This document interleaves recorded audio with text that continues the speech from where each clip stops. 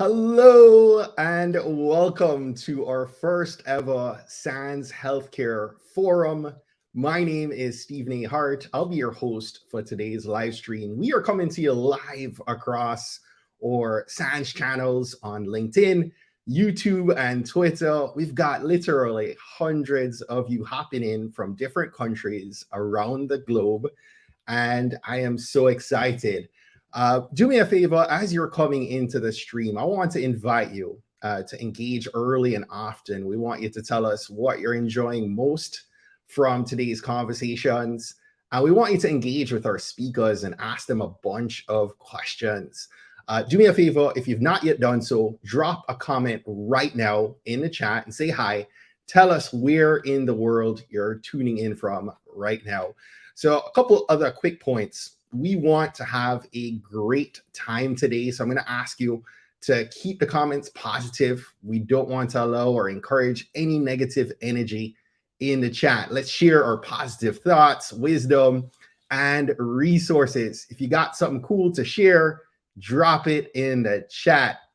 So let me tell you a little bit about me. Again, my name is Stephen Hart. I'm originally from the island of Jamaica, but I reside here in the Washington, D.C. area. So you'll hear my accent come and go. I am the director of content marketing here at the SANS Institute, but I'm also the founder and host of my very own podcast outside of SANS. So a little fun fact there. I invite you to connect with me. I'm most active on both LinkedIn and Twitter. I invite you to follow me on both of those platforms.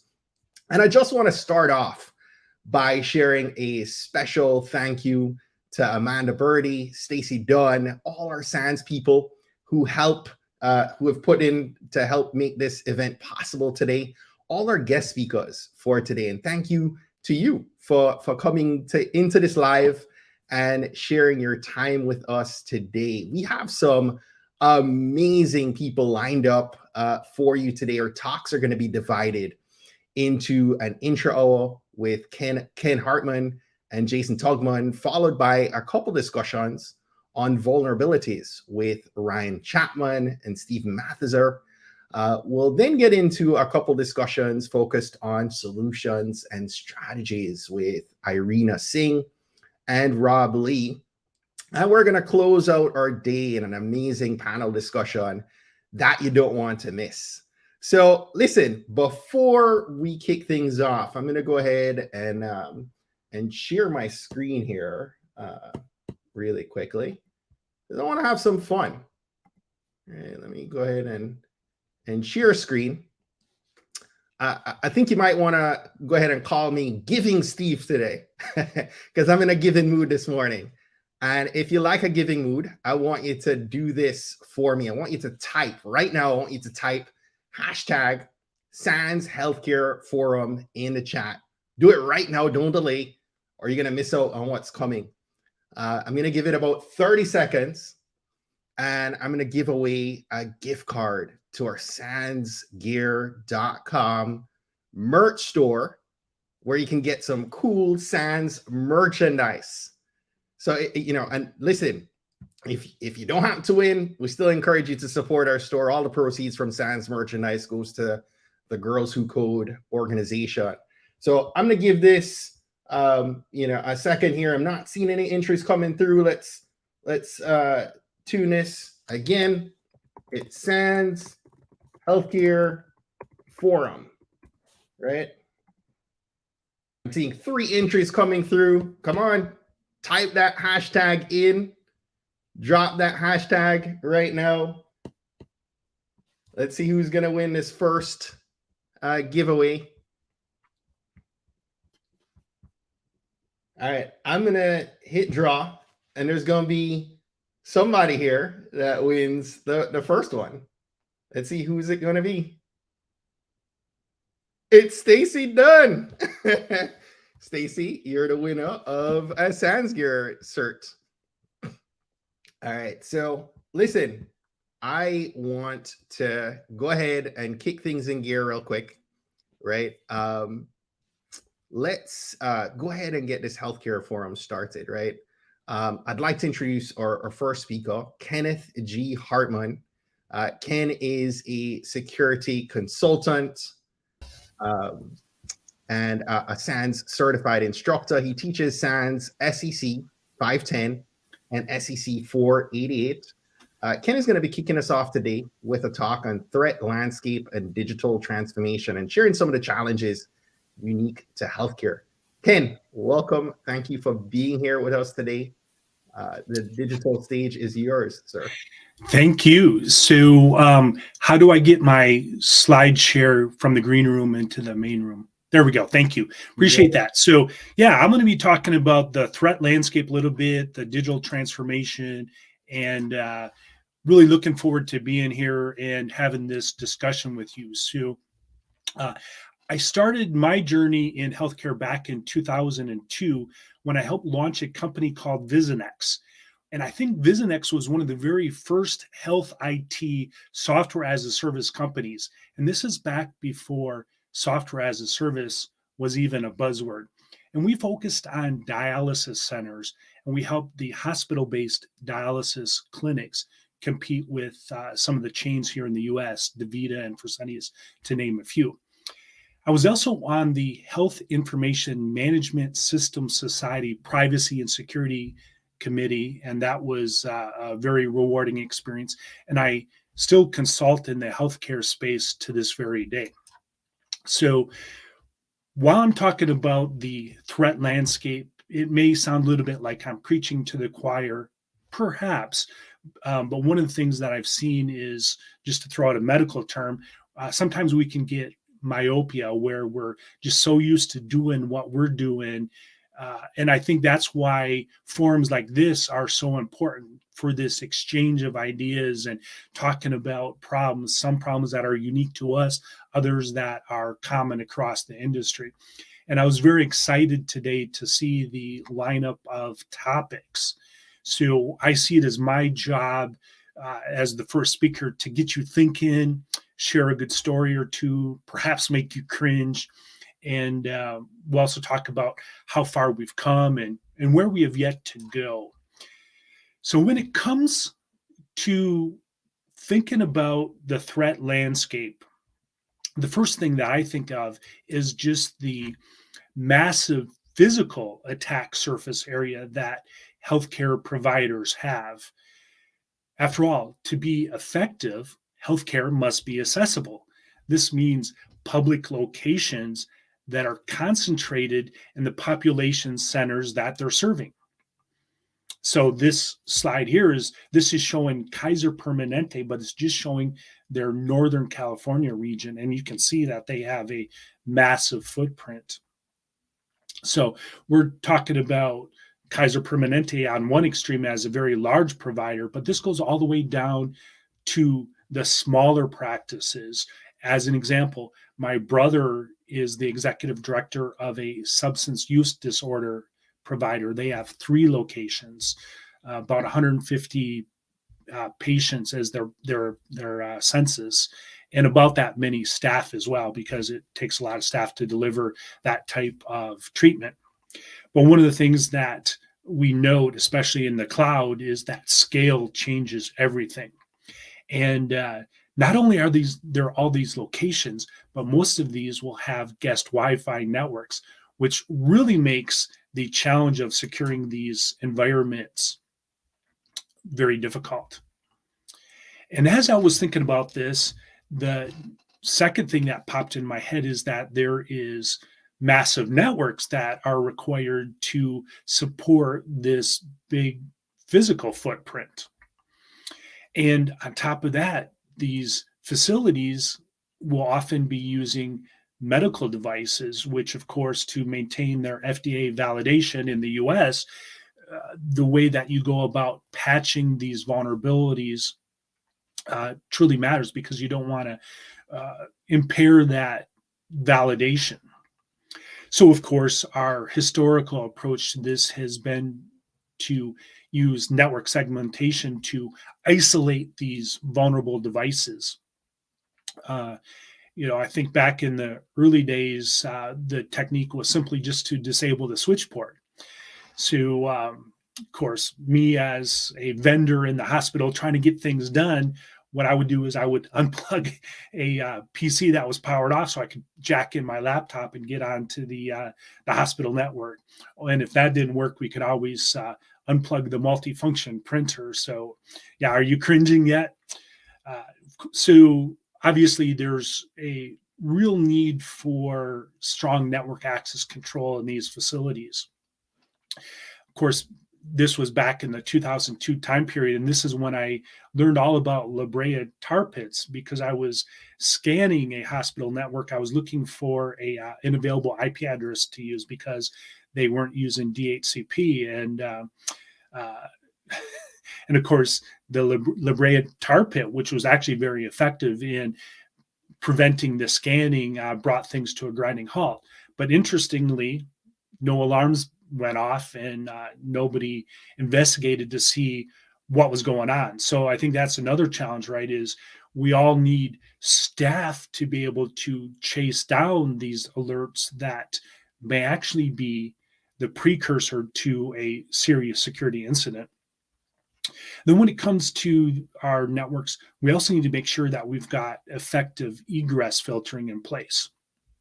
So when I was just starting with Vizinex, this is back in the 2002 timeframe, we, rather than selling our services as a software as a service solution, we sold it as an appliance that got installed right there in the data center.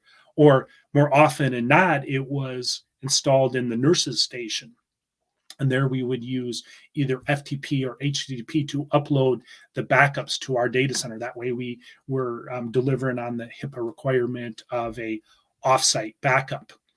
And we also had a heartbeat. One time we observed that one of our devices was stolen because we stopped getting that heartbeat. And yeah, one of the patients walked out of the dialysis center with our computer in their hands. This was in inner city Chicago. Now, another item that is generally on people's threat radar is ransomware. And Ryan Chapman will have a whole discussion a little bit later on ransomware. So I certainly don't want to steal any of his thunder, but this certainly needs to be on our threat radar. After all, healthcare was the third most targeted industry for ransomware attacks in 2021. Ransomware attacks were responsible for close to 50% of all data breaches in the healthcare industry in 2020. And to make matters worse, since backups are a partial defense against ransomware, there's now a trend toward dumping the data on the internet if the ransom's not paid. So all told, the healthcare industry has suffered over 157, and this is in the US, $1 million in losses due to ransomware attacks since 2016. The other concern is credential compromise. When legitimate credentials are compromised, it becomes very hard to differentiate the activities of a bad actor and the victim user who's being impersonated. Now, multi-factor authentication definitely helps, but attackers are continually working on ways to circumvent MFA as well. And I see credentials as an exponential problem. So if your organization has, say, 1,000 employees, and those 1,000 employees are accessing just 10 different services on the internet, well, now you have 10,000 different identities to manage unless you're using single sign-on for everything. A buddy of mine was implementing a cloud access security broker, and he said that they observed while it was just in the listen and learn mode that they had over 1,500 different internet services that were being accessed from this biotech company. And think about the challenge of offboarding an employee. This is such a critical capability, right? Because when we revoke somebody's access, we need to make sure their access is revoked for all applications. One of my clients had a SaaS application administrator. This is the person that creates new users and makes the system configurations. Well, she started having some performance issues, so the company decided to terminate her employment. And we found out later that she had a couple of backdoor accounts in addition to the account that was disabled.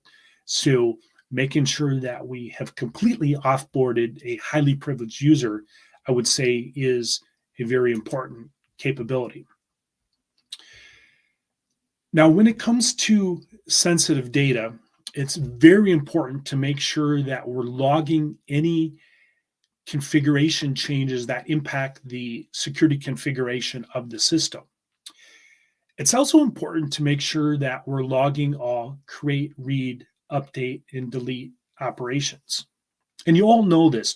This is in the US, it's a HIPAA requirement, and it's pretty much a universal requirement for any system storing sensitive data. But one of the things where I see many software as a service solutions fall short is they're not logging the read access. The other thing that I'm very much a stickler on is I want to prevent direct access to the database by database administrators, right? Because this is not shown in the application access logs. So I push for services to have only one door. That's the front door where they're going in through the API or the web user interface. This way, I know that all access is being logged as data is moving in and out. COVID certainly has impacted our digital transformation. It's resulted in more folks working remotely. It definitely has created more of a demand on healthcare services. There's also been staffing challenges and supply chain issues. So let's take just a few moments to talk about digital transformation. Of course, one of the first things that people will talk about whenever they get a chance is zero trust. And I kind of cringe because it's starting to become an overhyped buzzword, but yet zero trust is a very important concept, and I think it is definitely a positive trend. Gartner, they're projecting that 30% of organizations will adopt a zero trust network access model by the end of 2024. So I think that's really good. Of course, this all started with Google's Beyond Corp and some of the idea leadership that they put into place after the Aurora attack. And of course, now they have their identity aware proxy. Azure has their conditional access, and many other solution providers are offering solution in this space. But I have a very simplified way of thinking about zero trust.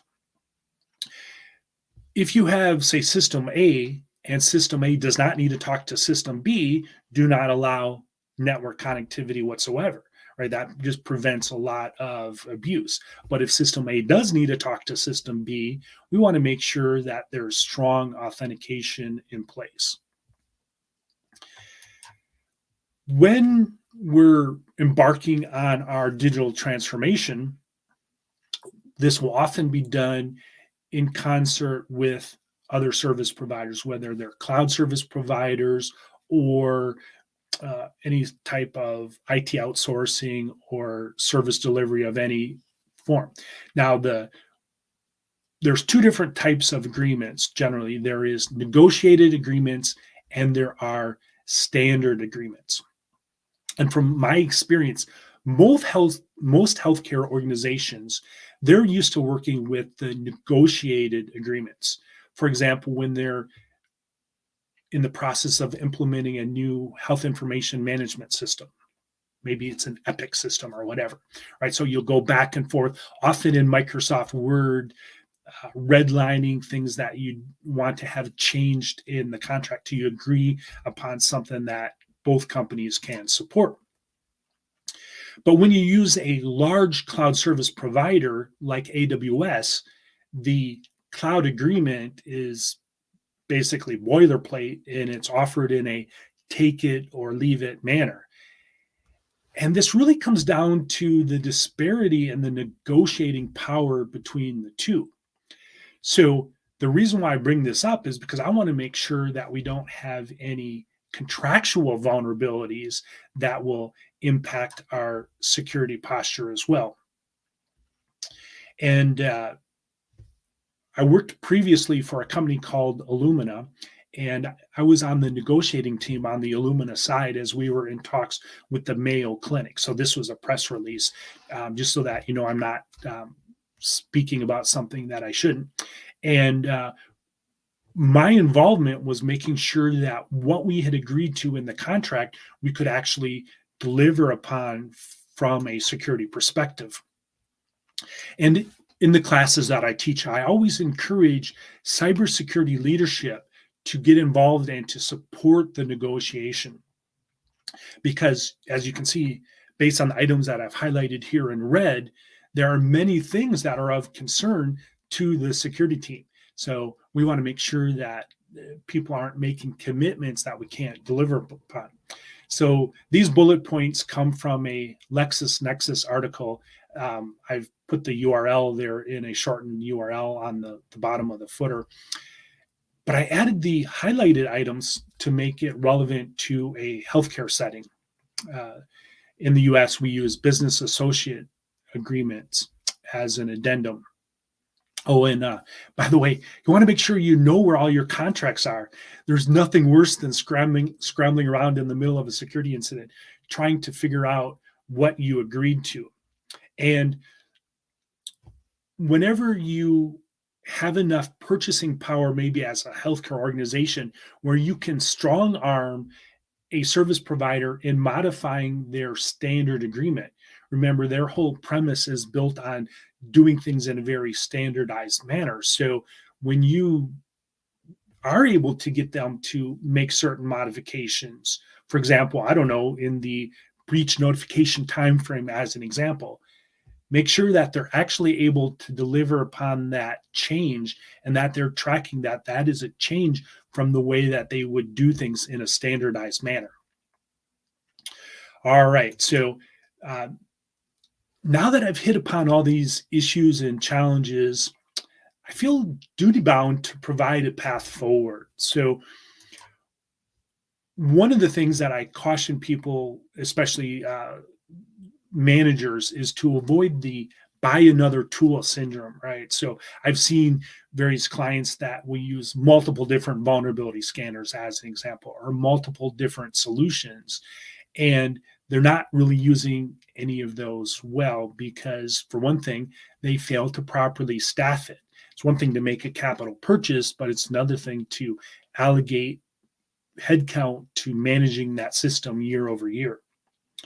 But when I'm starting on a new engagement, I almost always start with the CIS controls and perform an assessment, right? Often this starts with creating inventories, right? As we say, how can you secure what you don't know about? So if you've never done this, definitely do check this out. You can download the controls and you can do a free self-assessment. In fact, the Center for Internet Security even has a dashboard for tracking purposes. And the implementation groups over here, these are designed to match up with any level of maturity. So with that, I'm at time. So let me open it up for a few minutes of questions and discussion.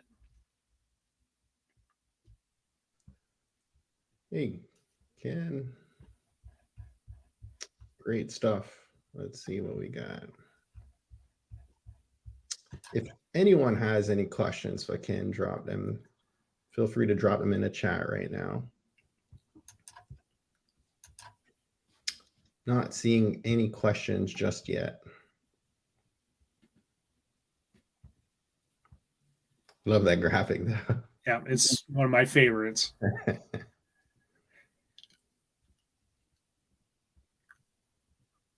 Well, I appreciate you. Thank you very much for what you've shared here. Oh, looks like we did get a question in from Stacy. So what is the hardest aspect of ensuring compliance? So one of the things that I've seen is, especially on the solution provider side, where maybe to earn business, one of the things that they'll do, or to reduce that sales friction, is they'll go after some sort of public certification like ISO 27001, or maybe have an audit firm come in and audit them for GDPR. So they're motivated to win this certification and be able to brag about it in their marketing efforts. But like in the case with ISO, where it's a 3-year certification interval, that recertification is actually hard, because now all the excitement and the upper management support has waned. And we've seen that, well, for example, with vulnerability remediation, that they've started to let their numbers regress. So we, as the security team, we need to keep the focus on making sure that we maintain those security controls on an ongoing basis, maintaining that continuous compliance. So Anthony asked, where do I find the CIS dashboard? So I'm going to live dangerously. I'll try and pull up my browser here, since I think I'm still sharing my screen. And I'll let's see here. Actually, what I would do is I would just do CIS controls, and then when you're doing a search in there, you'll find the dashboard. Yep. So it's a very wonderful tool, and it does use strong access control. So if you have any concerns about that, the other thing that you can do is you could download a spreadsheet and then track the controls internally, if you didn't want to share that information with whoever's managing the CIS website. So great question. All right, I'll turn it back over to Stephen. Fantastic. Thank you so much, Ken. Appreciate having you here. It was fun. All right. So next up, we actually have a couple minutes here. How are you guys enjoying this? Are you enjoying that chat? Drop some ones in the comments. I will say I apologize for the somewhat false start with LinkedIn. When we go live, some of these things happened. We went live, and we are live again across, if you're just joining us, we're live across all SANS channels on LinkedIn, YouTube, Twitter. And for whatever reason, LinkedIn, we had to boot it up manually. So these things happen with live streams. If you miss anything, if you're having any kind of challenges on LinkedIn, encourage you, maybe hop over to our YouTube channel. We've dropped the link for the YouTube side in that LinkedIn chat. If you're enjoying it on LinkedIn, please stay there. But engage with us, drop some ones, let me know you enjoyed all that Ken shared just now. We are, and listen, we missed something which explained to me why it was so quiet when I did a really cool giveaway earlier. So I'm gonna try that again, right? Today I'm feeling in the giving mood. I'm giving myself the nickname Giving Steve. So do me a favor. Type right now. I want you to type hashtag SANS Healthcare Forum in the chat. That's hashtag SANS Healthcare Forum in the chat.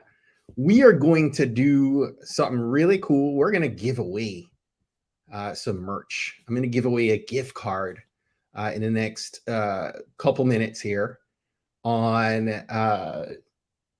or sansgear.com merch store, where you can get yourself some really cool SANS merch.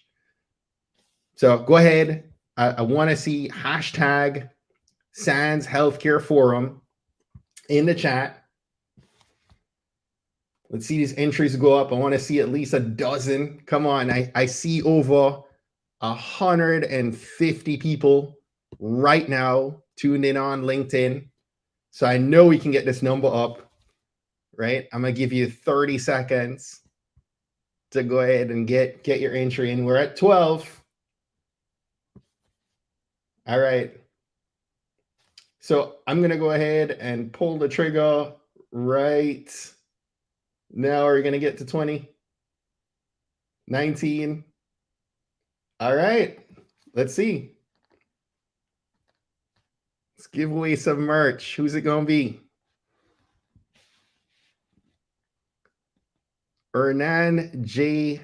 Marinan, you are the winner. I'm going to give you applause there.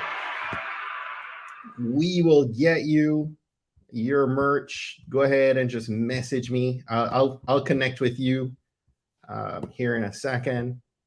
But congrats on that. So I'm going to go ahead and introduce our next speaker.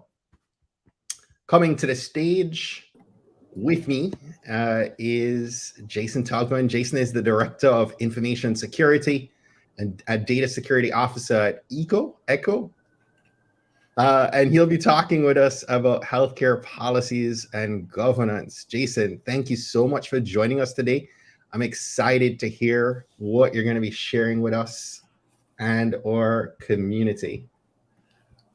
Well, thank you for having me. So everybody, I'm going to have a very interesting topic. I know everybody is at the edge of their seats for this, but I promise it's going to be awesome.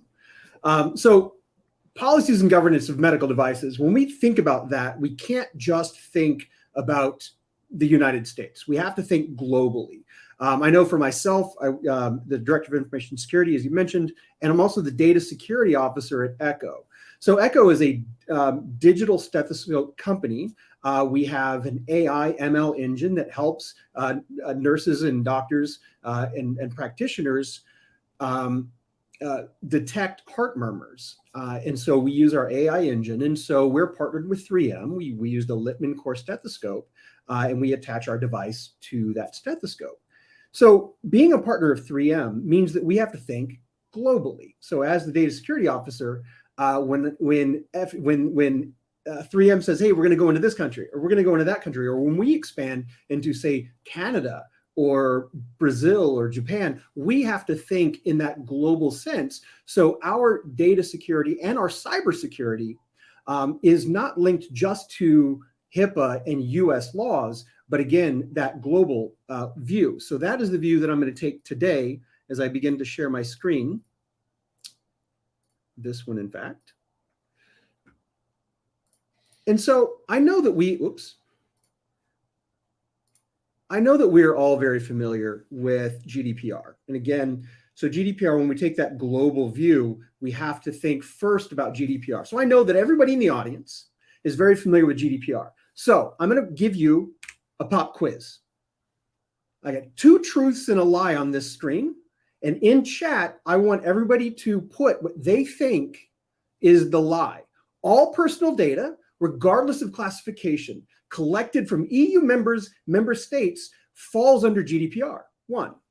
2, organizations must first comply with GDPR before they can use pseudonymized data, a word I can never say, pseudo data, before they can use that in their own means. So in other words, that's anonymized data. 3, organizations do not own collected personal data. Organizations are only the controller and or processor of EU personal data. Which one is the lie? Well, the truth of it is, they're all 3 truths. And we knew that. I know that everybody knew that. So when we look at least from my perspective at Echo is only the controller or processor of EU personal data.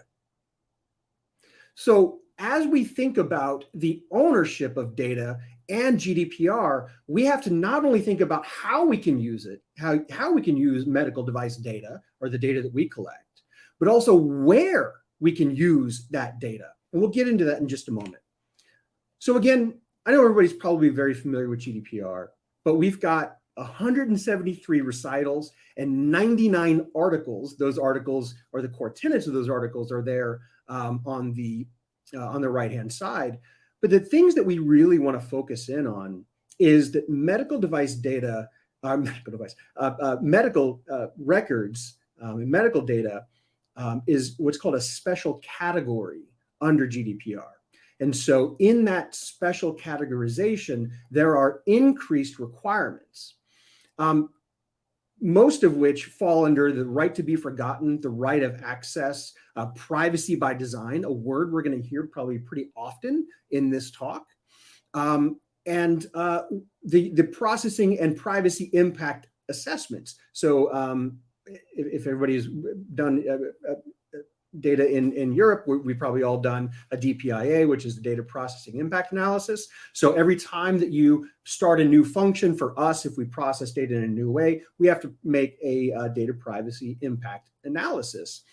And all of that is to ensure the privacy by design.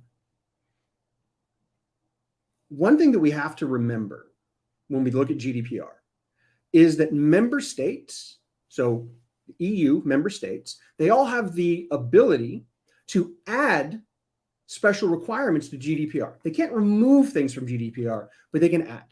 And so one of the struggles that I have, and I work with my DPO, is whenever we go into a specific member state, say Germany or France, or we have to understand, or the UK, right? So the UK has their own data privacy, but it is mirrored almost exactly to GDPR. So in my mind, I treat them one and the same.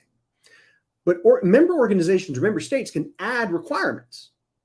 They can say, we do not want special category data to leave our country. So now at Echo, if I look at that, that means that I have to spin up an AWS environment in that country specifically. So as we branch out globally, we have to think of our return. Is it worth for us to go into specific countries where we have to then stand up unique environments for our mobile apps, for our Android app, for our iOS app, for our Windows app, for our SDKs?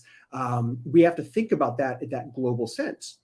But we also look at GDPR beyond just the EU. We think of it globally.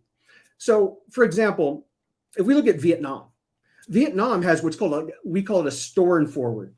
The data has to reside, the original data, which makes no sense. The original data has to reside in Vietnam, but we can process that data in the United States. So in other words, as long as we keep the original data in Vietnam, we can then process it in the United States. So our need to stand up a unique environment in Vietnam is just, we have to make an S3 bucket and stand up a small instance, and we can have all of our primary processing, the heavy lifting, in the United States. So understanding GDPR is the window into global requirements.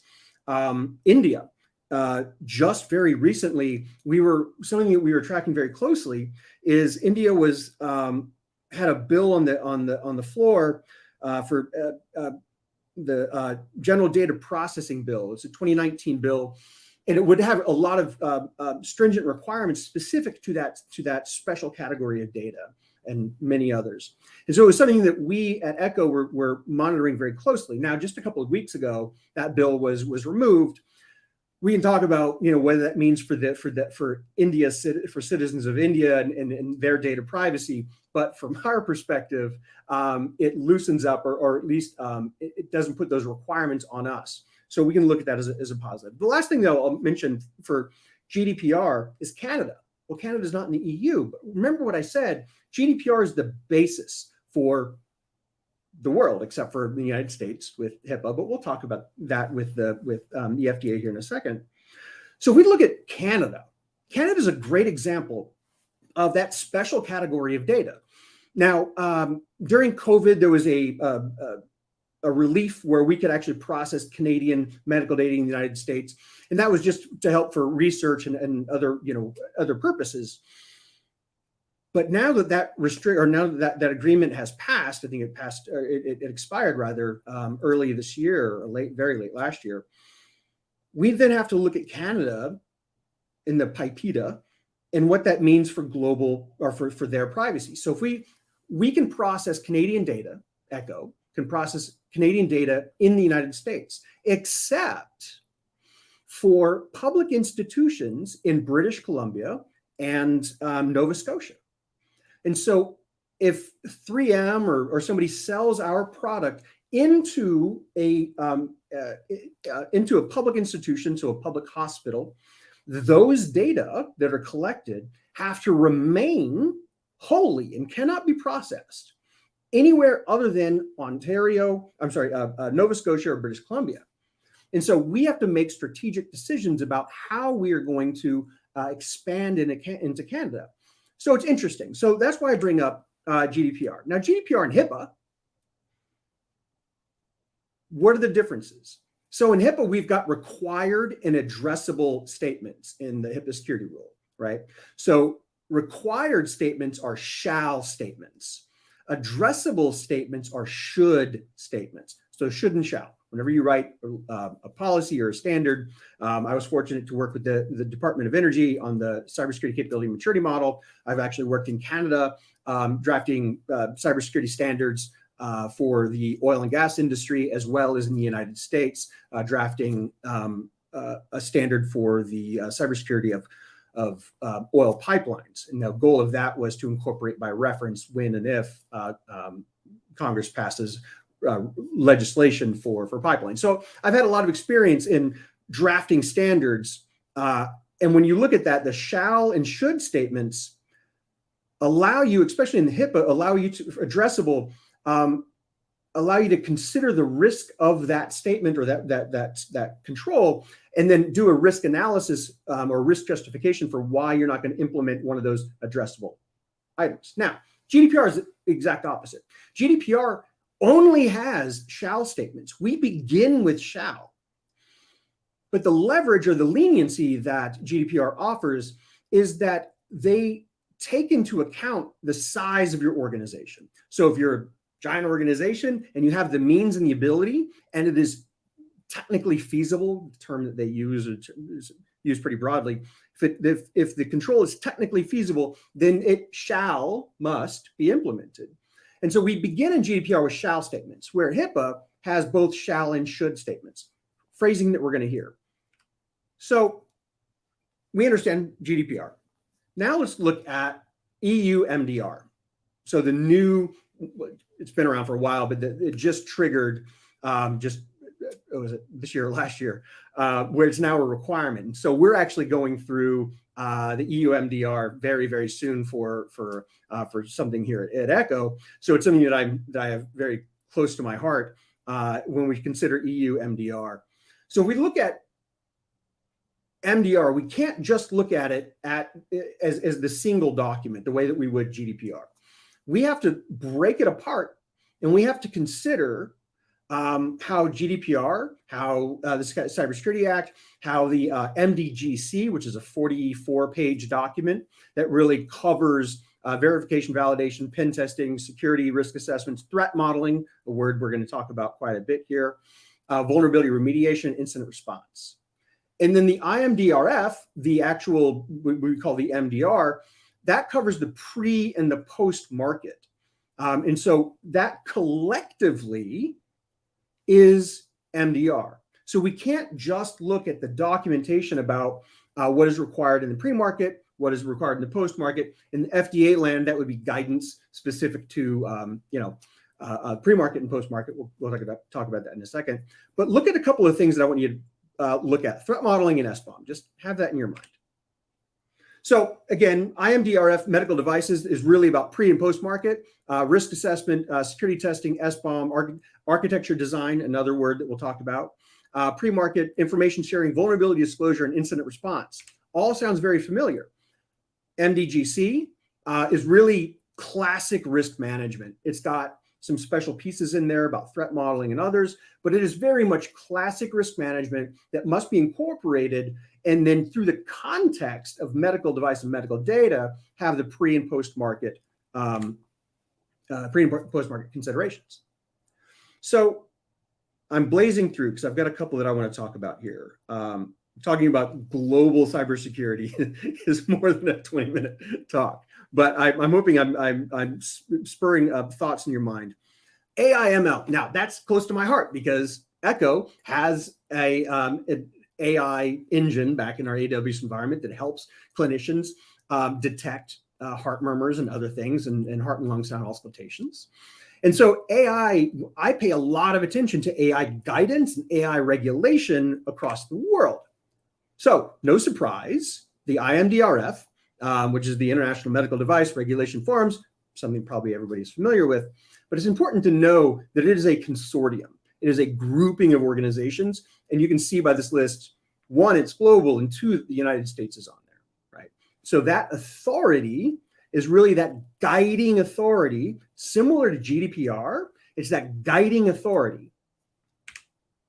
So when we look at AI and ML, we can kind of look through this. I'm going to breeze through pretty quickly, but we have to think about artificial intelligence and machine learning. So it's the entire thing. So they're drafting the artificial intelligence, the artificial intelligence medical device working group. So they're actually making guidance documents for AI and ML for medical devices.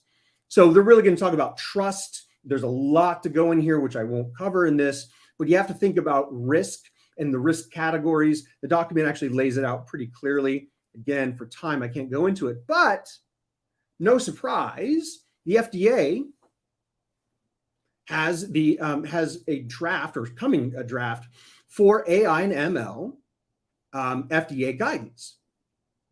No surprise that it will follow the IMDRF AIML trust categories. Back to this, trust categories. The draft will likely be in next year.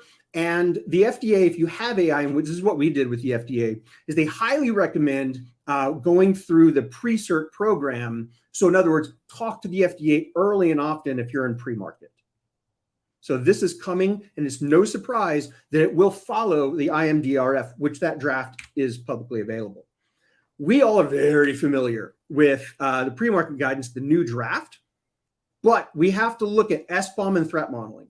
That is the word that's coming up again and again and again, threat modeling and SBOM. Again, we're going through a pre-market right now, and it is something that I've spent most of my week, the past couple of weeks, doing our SBOM and threat modeling and shoring that up for our submissions. So when we talk about should and shall statements, the FDA has should statements. You should incorporate. There's no teeth. The Patch Act, which is a bipartisan bill, will look at that, SBOM, vulnerability disclosure, and other pieces. Threat modeling is kind of in there tacitly. And they're making those from should at the FDA to shall in the Patch Act. This is anticipated to pass. It is something we should all pay attention to because, again, we're going much more in that GDPR land of we're going away from the should and into the shall, something we should all pay a lot of attention to. So this is my last. There are specific guidance documents that were just released this year, early this year, thankfully. The playbook for threat modeling medical devices that was critical for my understanding and an awesome document. Also was drafted by MITRE. I'm a MITRE. I used to work at MITRE. I was a department chief engineer at MITRE, so I have a soft spot in my heart for MITRE. And then the SBOM, which is NTIA, they drafted guidance on the SBOM. So if you're unfamiliar with or you need to get up to speed, please look at those two documents. They really are incredibly accessible and very, very informative. So if you're just starting your journey in SBOM and threat modeling, I highly, highly encourage you to check those two documents out. So I just did global cybersecurity for medical devices very quickly. It's a massive topic, but if anybody has any questions, let me know, and hopefully we can be able to answer them either here or offline or anything else. Thank you very much, Jason. Yeah. Let's see. Does anyone have any questions? Let's give it a minute.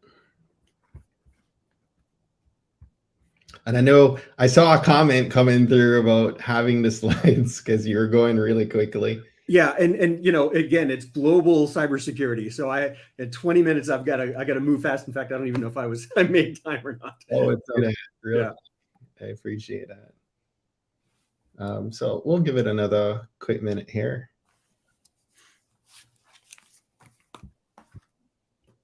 let's see, we have questions coming through from Stacy here. When it comes to devices, what seems to be the most common type of problem you run into in terms of protection? Is it network segmentation or malware? No, it's not. You know what it is? It's USB ports. If you go through any regulation, FDA, EU MDR, Japan, I forget the name of that one. If you have a USB port on your device, that is the thing that they look at the closest. So if you have a USB port, make sure you, if you're going to use it for update firmware or something like that, and only used by skilled technicians, put that USB port inside the device. So I used to work for a CRO. My whole job was to draft the pre-market documentation for 510Ks. And I tell you, that USB port was the hardest thing to get through the FDA and the CE marks. So pay a lot of attention. If it's external and it's only for charging, make sure it's read-only, and use your penetration test and talk about that USB port. And I'm telling you, that's the number one thing. After that is Bluetooth. The FDA really doesn't like Bluetooth. Swintooth, the other couple of years ago, the FDA pays a lot of attention to Bluetooth as well. So BLE. So. Awesome. Any other questions?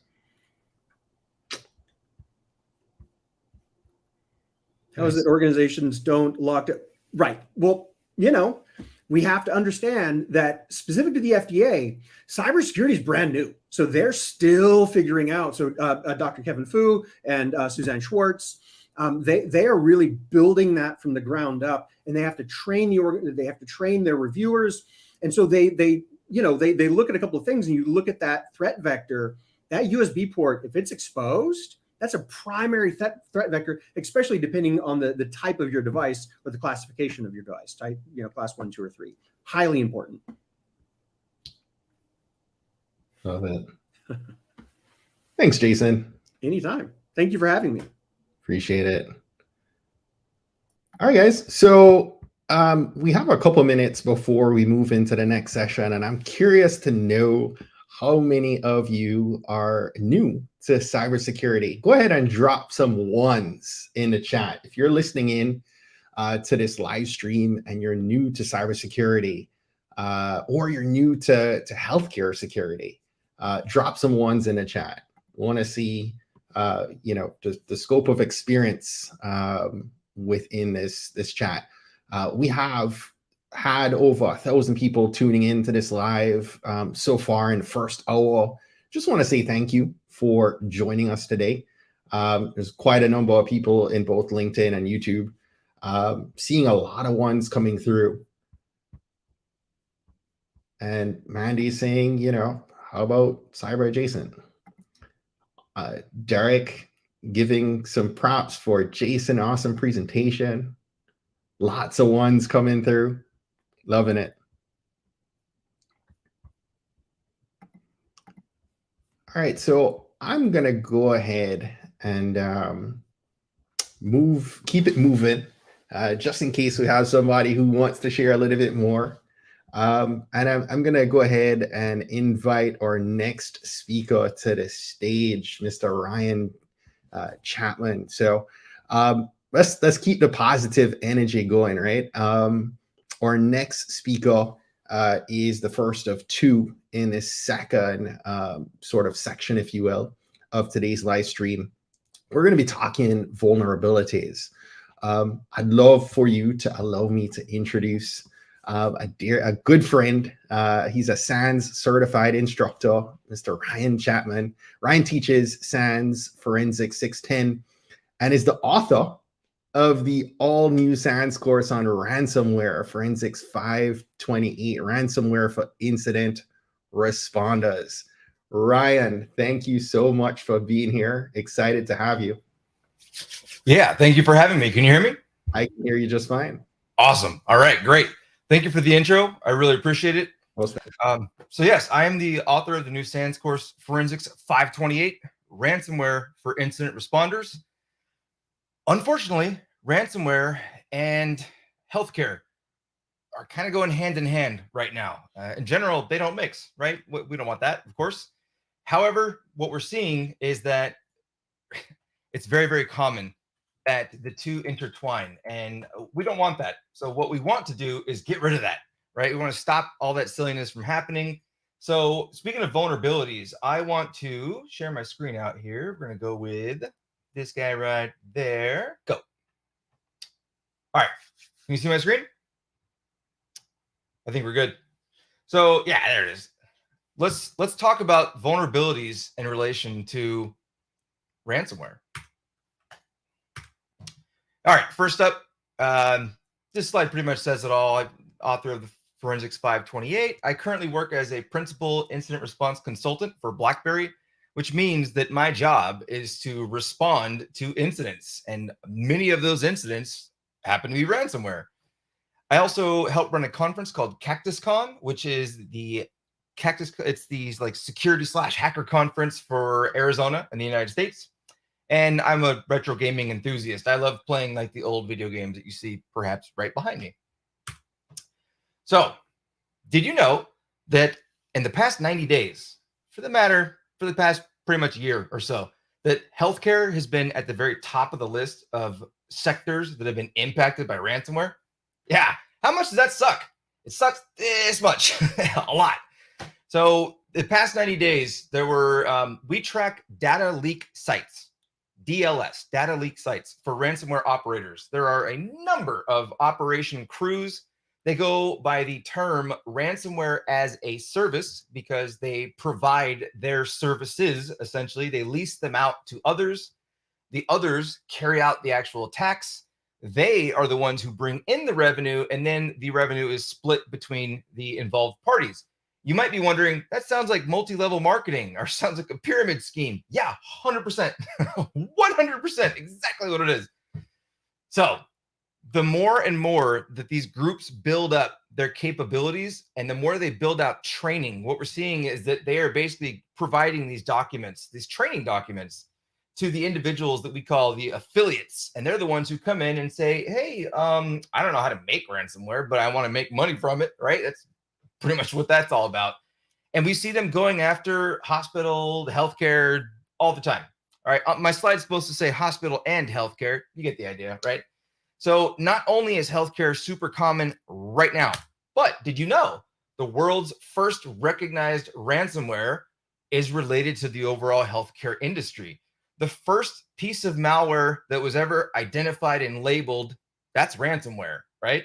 It was sometimes known as the PC Cyborg Trojan, but it's more commonly known as the AIDS Trojan. The breakdown is as follows. In 1989, the World Health Organization, I went like this, World Health Organization held a conference for AIDS research. And at the time, obviously in the late 80s, early 90s, that was a huge, important thing. Not that it's not now. I'm just saying it was like, holy crud, we need to get all these people involved and put as much effort into this freaking thing as possible, right? So this organization, the WHO conference, there was a mailing list essentially of the people who were invited and involved. There's different numbers out there that you'll hear about, but the common number I use is around 15,000 of these entities, right? People, organizations, what have you, who attended that conference, received in the mail a floppy disk. And we're talking technically, 5.25, like a big boy. We're going back to 89, right? So the floppy disk, it says, hey, this will help you with AIDS research. And they said, okay. They popped it in their computer. It turns out the disk actually had software that was useful to aid in the efforts of researching AIDS, right?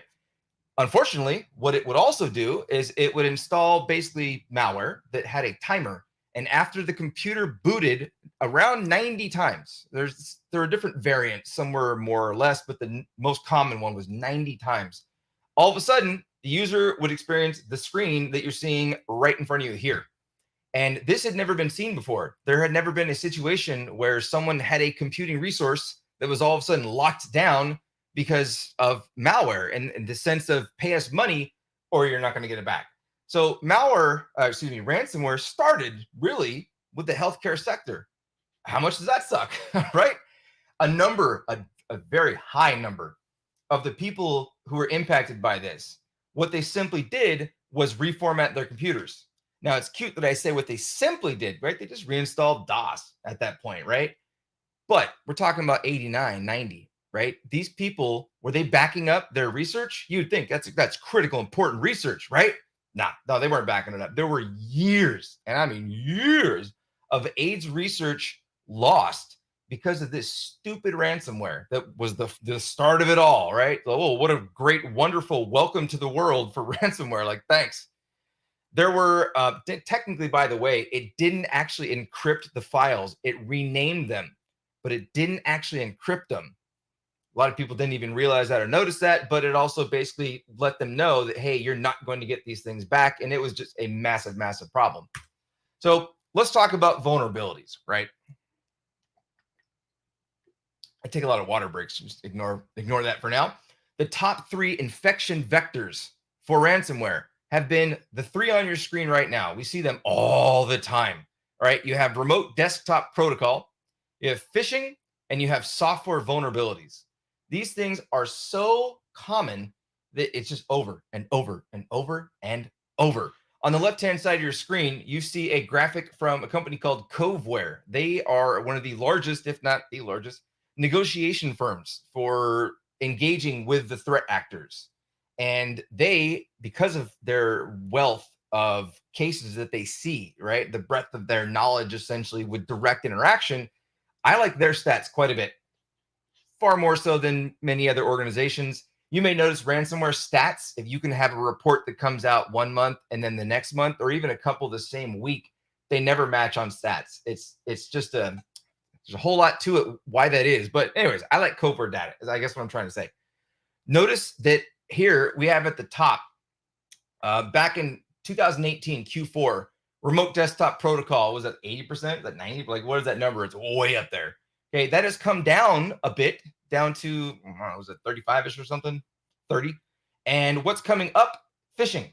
You notice they literally crisscross, doop, doop, doop, doop, doop, right? So you have remote desktop protocol. If you're wondering, well, what is that? Hold on a moment. We're going to do it in the next slide. I'll tell you, right? And then phishing. We all know what phishing is, okay? And then we have software vulnerability. There's something I want to explain about software vulnerabilities, right? And a big thing about that is that we always say, or we always hear, I should say, I don't say, I try to not say this, that software vulnerabilities that are, software exploitation, if you will. If something's vulnerable, you have to write code to exploit that vulnerability, right? So those bits of code, right, when they come out and they're documented and it's like, hey, there's this crazy big bad rut-row and we all have to patch against it. Here, the patch is now out, okay? That is what we commonly see having already existed for months or even perhaps years by the time someone uses that actual exploit. What I'm getting at is the media likes to say the term 0 day, and they like to refer to the fact that a lot of the exploits are actually brand new security vulnerabilities that have like just been divulged, and or they're ascribing this label of 0 day. By far and large, 0 days are not the most common reason for software exploitation. In fact, it's quite the opposite. It's usually something that has had a patch available for it for who knows how long. I recently worked a case where the intrusion vector was an exploit for what was known as Log4Shell, which was a vulnerability in Log4j. Log4j is the name of the project. We call it Log4j. And that is a logging mechanism for applications written in Java, right? Its purpose is to assist with logging, as in your application does X, Y, Z, and you're creating a log saying my application did X, Y, Z. Adding a wealth of information to try to track what the product is doing and all that type of stuff. So it is a library that is implemented in a number of projects around the world, right? So it's very important, by the way, that everyone has their eyes on a bill of material, a BOM, if you will, for your software products. If you make software, your organization, whatever, you may not be typing it up yourself, but if you make something, you're going to have a number of third-party projects involved in that. If those have a vulnerability, then you may have a vulnerability. And that's the problem with the Log4Shell. There were a number of organizations who didn't even realize, oh, we use that, right? So Log4Shell was documented for a solid month before many vendors were like, oh, turns out we're impacted by that, meaning you're impacted by that. The case I worked recently was a VMware Horizon appliance. that was vulnerable. And I mean, this patch was out, I don't remember how long. What month is this? Are we in the 10th month of the year? No, 9th. Where am I? I don't know. It's almost a year now. The patch has been out, and it just never got applied. So yeah, no good. All right, let's move on. I'm going to talk about RDP, phishing, and software vulnerabilities, and essentially why they're the bane of our existence at this point. Okay, remote desktop protocol. What is it? What is RDP? First off, we're not generally talking about remote services like a company VPN or something like that. We are specifically talking about the one protocol called remote desktop protocol. It used to be called terminal services. It is Microsoft's protocol that allows remote access into a Windows host. It is designed to provide a remote desktop, hence the name of the protocol, right? So why is this an issue? Well, first off, it's super common in organizations. Your organization uses RDP. I don't care what you say. No, you don't. Yeah. Oh, you do. Right? But the problem is RDP being left open to the internet facing, as I like to say, and not being restricted and being too easy to access from the outside. Okay, so if you have this open on servers, for example, that's bad. What if you have it open on your backup servers or your domain controllers open to the internet? And you're probably sitting there going, that's stupid. There's no way anyone has that. Okay, for years, it was the top infection vector. I've worked cases, you can name it, what type of critical server you may have where your intellectual property is or whatever. They've been left wide open. The problem with that is then all a threat actor needs to do is authenticate successfully to that device. So where's the problem come then? Well, that's the third bullet point down. Weak password policies and no MFA, right? When I say password policies, your password policy may actually allow a threat actor to still get in because your passwords will be weak.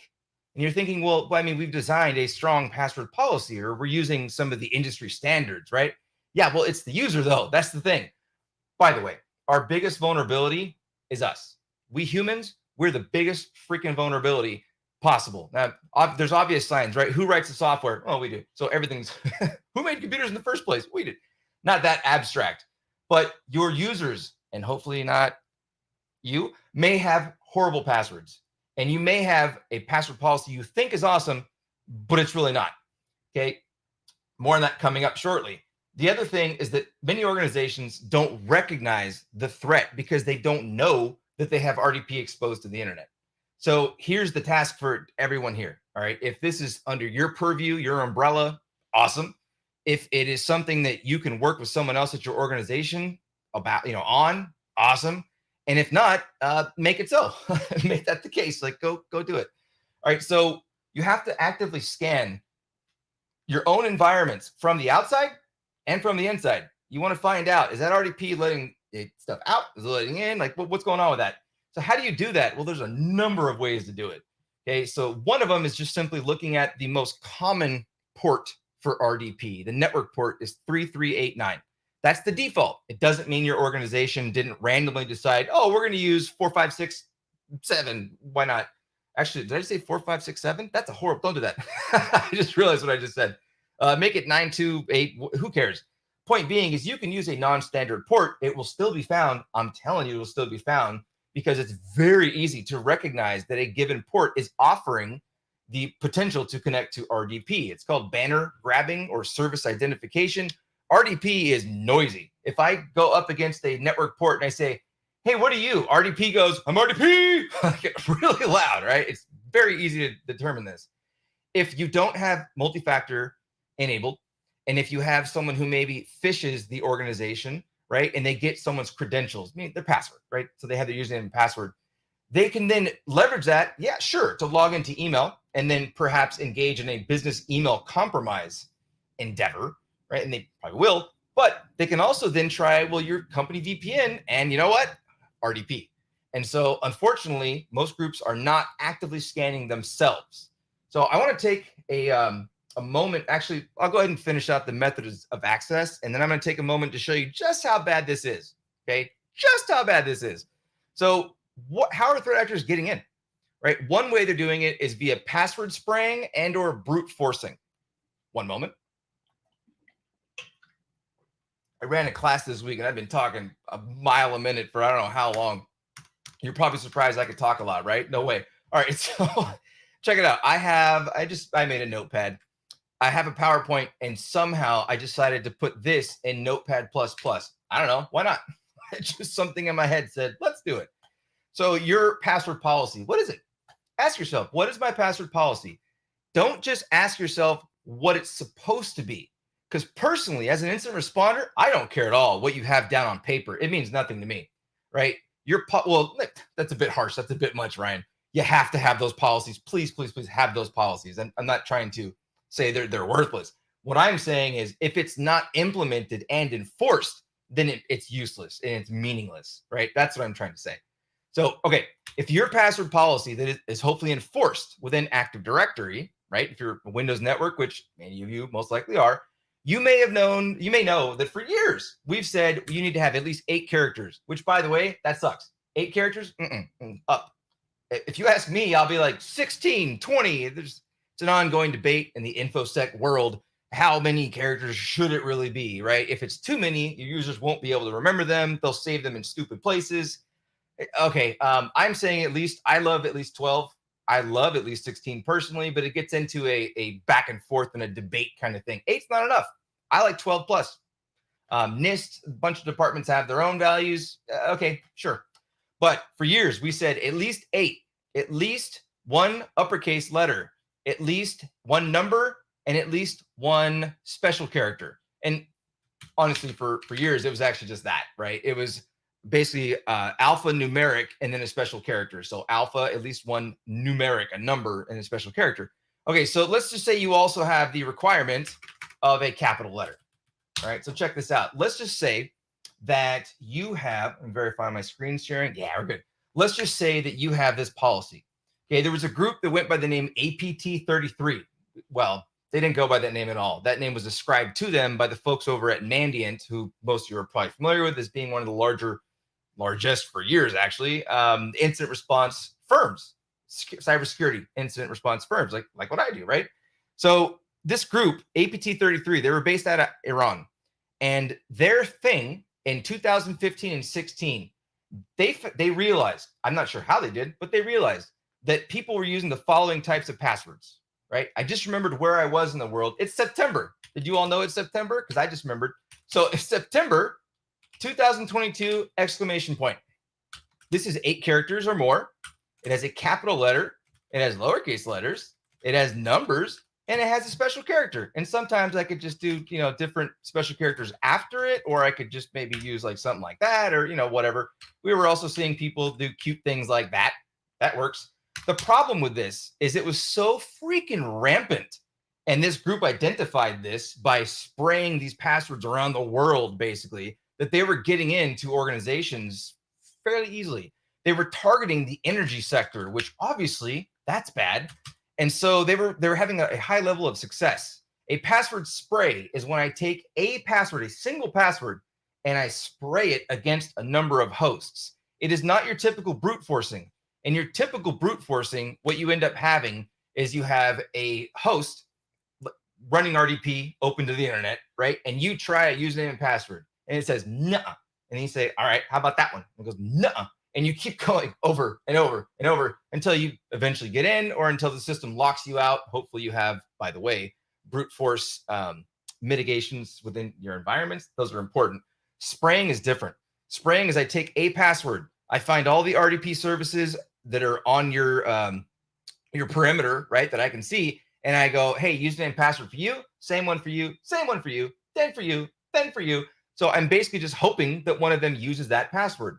They sometimes will do them low and slow. So as opposed to going pop, pop, pop, pop, pop, pop down the line, it'll go like, and then I'll try that one over there. And then I'll try this one 5 minutes later. And I'll try this one 30 seconds later. And it really throws off your detection mechanisms like big time.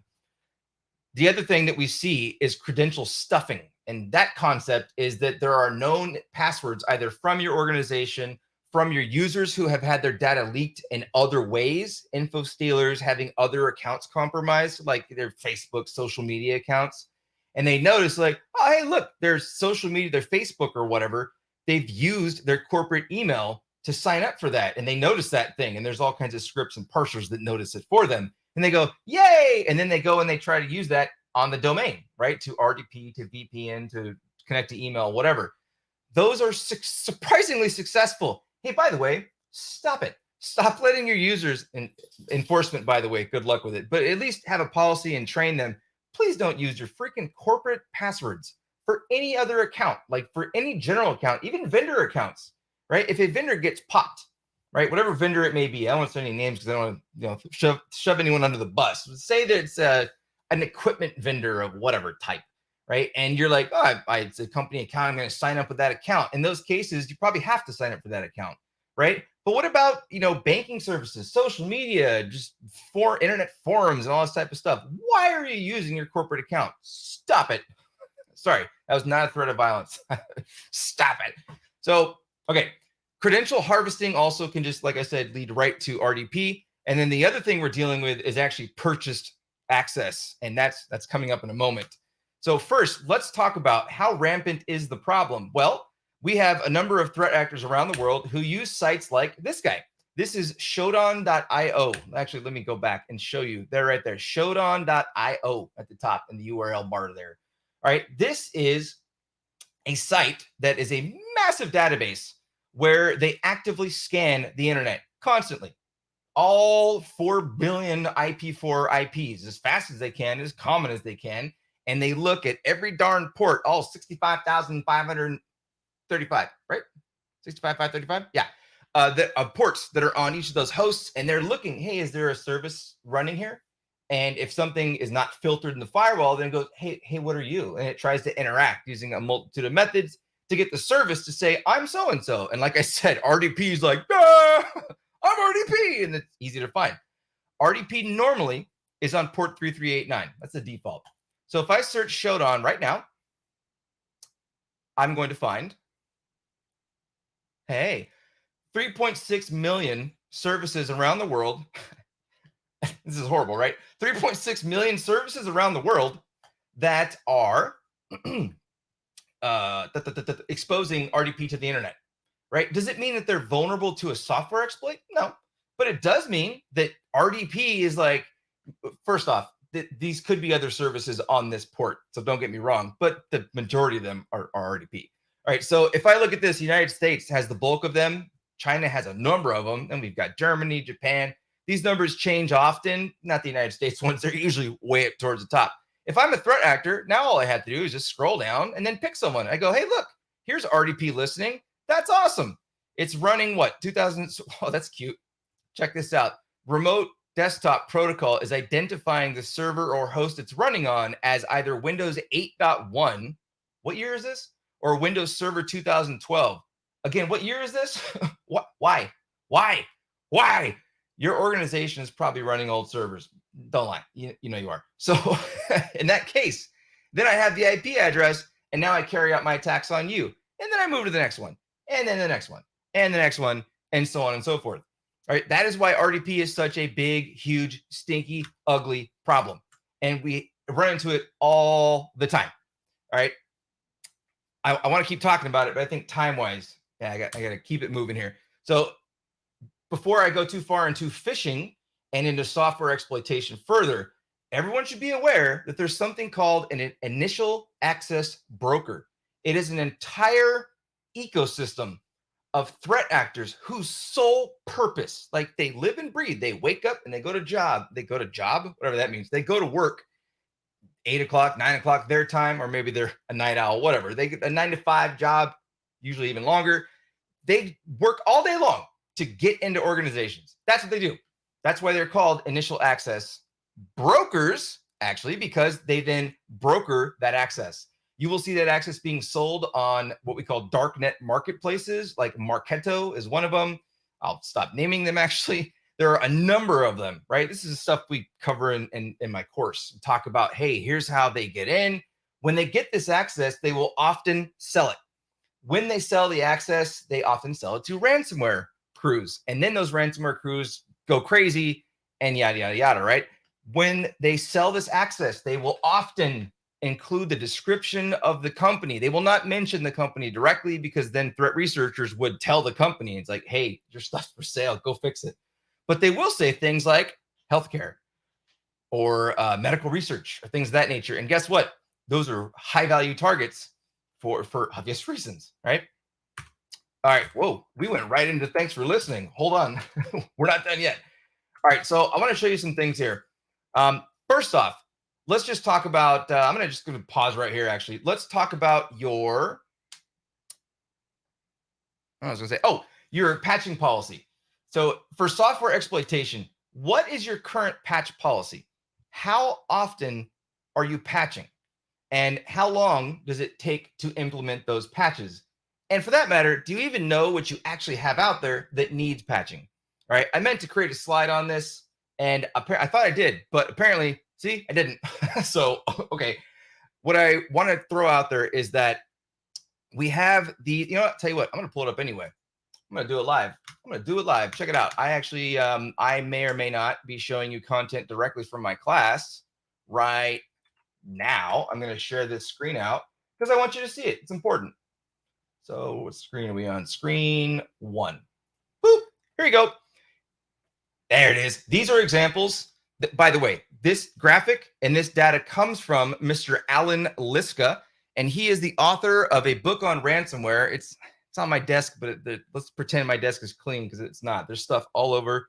I don't even know where it is. So anyway, you can find the book for free, by the way, at for528.com/book. I gave him a /book because I love it. It's a free PDF. Just go read it. Great book on ransomware. He does a bunch of research. Here's an example. The software that was being exploited. Why is this so scary? Okay, first off, it's old. This here was taken, but technically early 2022 is when it was published. It was primarily stuff that was being leveraged in 2021. Take a look at some of these years in here, though. I see some 2019, some 2018. Is there 2018 in there? Oh, there's some 2017s. Yay! We're seeing all these dates for these exploits, vulnerabilities that were getting heavily exploited. And look on the right-hand side of the slide here. What are these products? They are our email systems, our file sharing ecosystems, our firewalls, our security as a service, platform as a service, whatever as a service, our virtualization platforms, our VPN solutions. What did I just name aside from our operating systems, right? What did I just name? Every damn thing that we have that facilitates their digital lives, right? Our digital service life. All of those freaking things eventually have exploitation possibilities, and people are not recognizing, hey, my firewall needs to remain up to date. Hey, my VPN service needs to remain up to date. We're getting people to recognize internally, yes, software needs to be patched. If threat actors get into the environment and you still have not patched zero logon or print nightmare, you think, well, no one, that's just on the inside, right? So who cares? No. Once they get in, if they can leverage those, now they can escalate their privileges and become administrators, domain administrators, enterprise administrators within your Active Directory. That is all bad. You do not want that. They're going to be highly successful, right? Oh, good. So these guys here serve as an example of what you really need to focus on, all the different types of appliances around your organization. And that then takes me into when threat actors send an email, they will often send in that email one of two things. They might send a link, right? That link may go to a file sharing site where that threat actor has then hosted some type of file that's malicious that will then download malware, right? Which will then lead to another piece of malware, typically a stage 1 or stage 2, usually to Cobalt Strike at some point, and then ransomware, right? A ransomware campaign followed by, or ended with, I should say, a payload deployment, which is the encryptor. There's a wonderful website. You can go to for528.com/LOTS, LOTS. It stands for Living Off Trusted Sites. And give me 1 second here.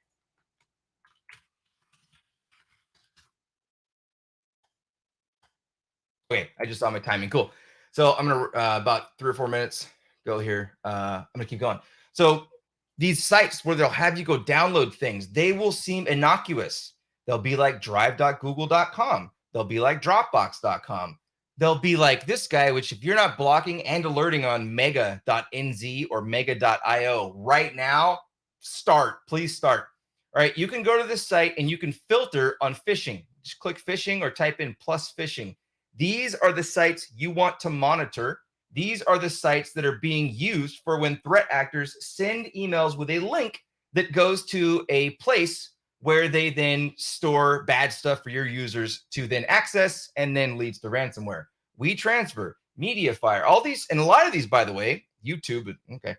A lot of these are sites that you may think, well, it's just box.com. You should have a policy that states you allow certain sites for file sharing. For all the rest, block them. Or at the very least, alert on them. I recommend blocking and alerting on them. If you don't allow your users at all to use Box, block it.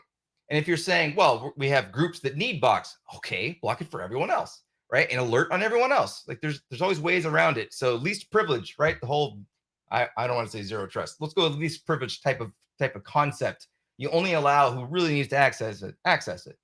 So check this site out, right? /lots. 4528.com/blocklist. This is an email block list I put together. If the threat actor sends an actual attachment, they may be one of these types of files.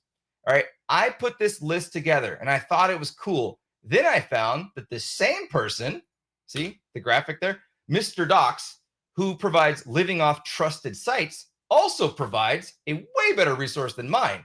It's called FileSec, and you can get to the 4528.com/FileSec, and you can click on phishing.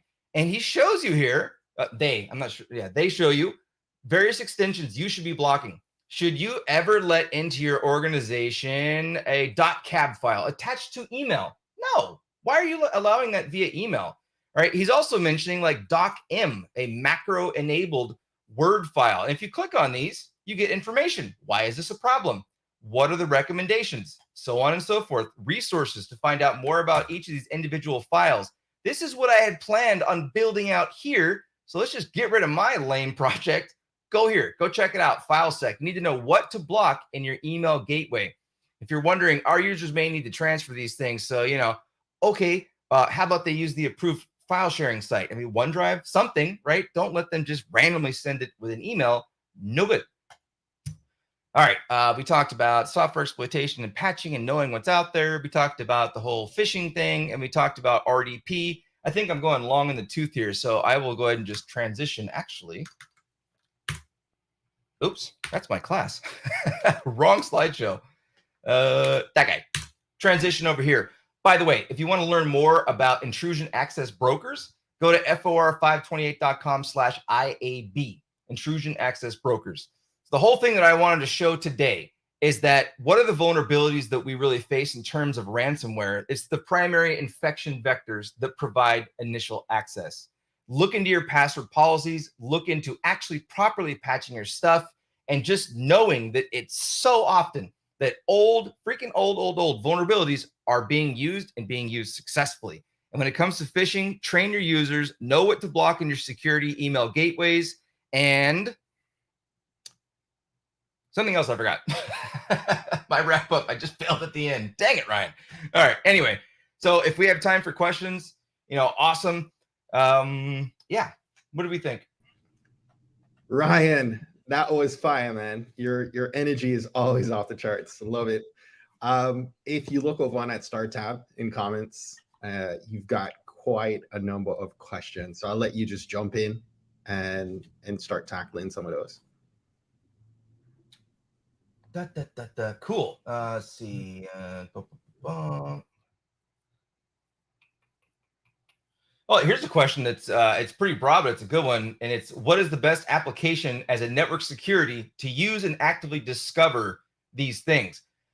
I'm going to go with a security incident and event management platform, or a SIEM, or a simple log aggregator. Your whole thing in this regard is visibility. You need to have eyes on what's occurring within the environment.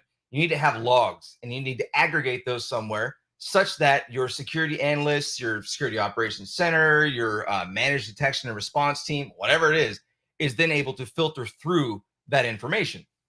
Oh, for the top three things we just talked about, right? RDP. Windows logs a ton of event codes, I don't know about a ton, a lot of event codes for RDP that will tell you if it was successful, right? There's 4624 events that are logon type 10, or technically also logon type 3, depending on your network level authentication setting in your environment. Did you know that 21 through 25 are actually specifically terminal services logs, and they indicate very specific things about RDP connecting, disconnecting, reconnecting.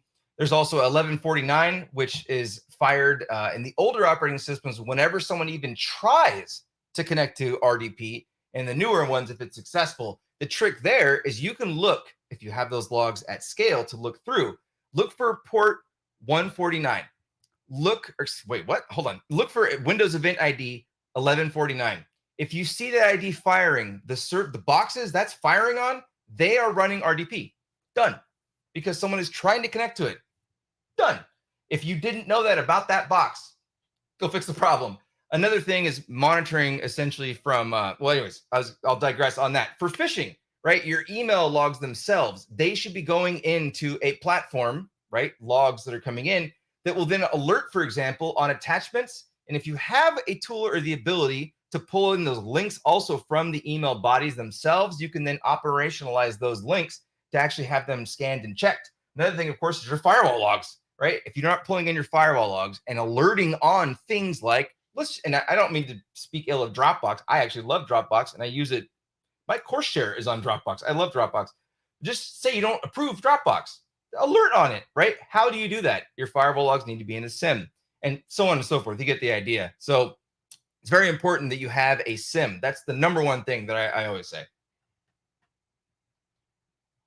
I'm just scrolling up here. Someone made a comment here. Application and device sprawl is a huge issue. Can't protect what you can't see. 110% yes, freaking yes. One of the problems we find often is that an organization has someone or some group in charge of something, and then they go away or they transition to a new group or whatever. And that thing becomes orphaned, but that thing may still be sitting on the internet going, hi, I'm running RDP or whatever. Or it may be some type of product or service itself that is exposed to the internet and is vulnerable now. You know, say you use a product and you have it just sitting there and it's not being used. There's no one who's maintaining it, or a first party utility. And they're just, you know, we call them servers in the closet, because my first case I ever had as a consultant, the entry vector was a server that was in a closet at it was a hospital. There was a closet, and I don't mean an IT closet. I mean a closet, like where they had medical, you find McKesson branded stuff all over, you know, gauze pads, well, I don't know, whatever you keep in those places. And there's just a server at the top there, and it was on, powered on, and it was running. It had active AC cooling. It was connected to the internet, and they didn't even know it was there. They're like, what is this? They asked me, what is this? I'm like, what? Why are you asking me what this is? What are you talking about? So you have to be very, very careful for understanding what is within your organization. Obviously, asset management is huge, and dynamic asset management. I'm not sure if that's an industry term. It's a Ryan term, meaning that you have something scanning to find things that may be within your environment. And when you find things you don't know about, you learn about them. Listen, I need a class on ransomware. I also need a class on public speaking from Ryan Chapman. That was amazing, man. I like doing it. Can you tell?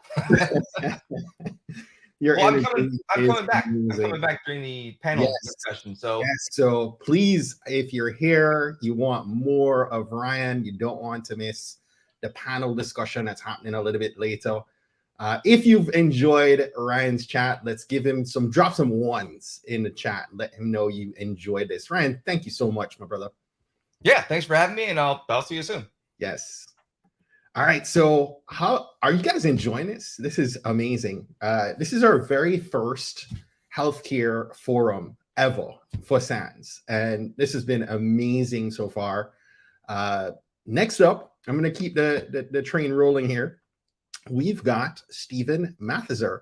He is a SANS certified instructor who teaches SANS ICS 410. I'm going to bring him on stage. Good morning, Stephen. I think you're still muted. Unmute. Am I as blurry as I look to myself? Yes, you are. Let me see if I can just turn off the blur there quickly, and No problem. hopefully I'm still blurry. And everyone is dropping those ones. All right. So blurry me is going to have to follow up Ryan here. Hang on. I haven't. You're all good. We'll go with blurry for now. Well, sometimes are you able to kind of put your Let's do that. Focus. There there I am. All right. That works for me as well. All right. So how do I follow up Ryan there and keep the energy going? He set a high bar. Have fun with it. Are you sharing a screen? Coming right up. All right.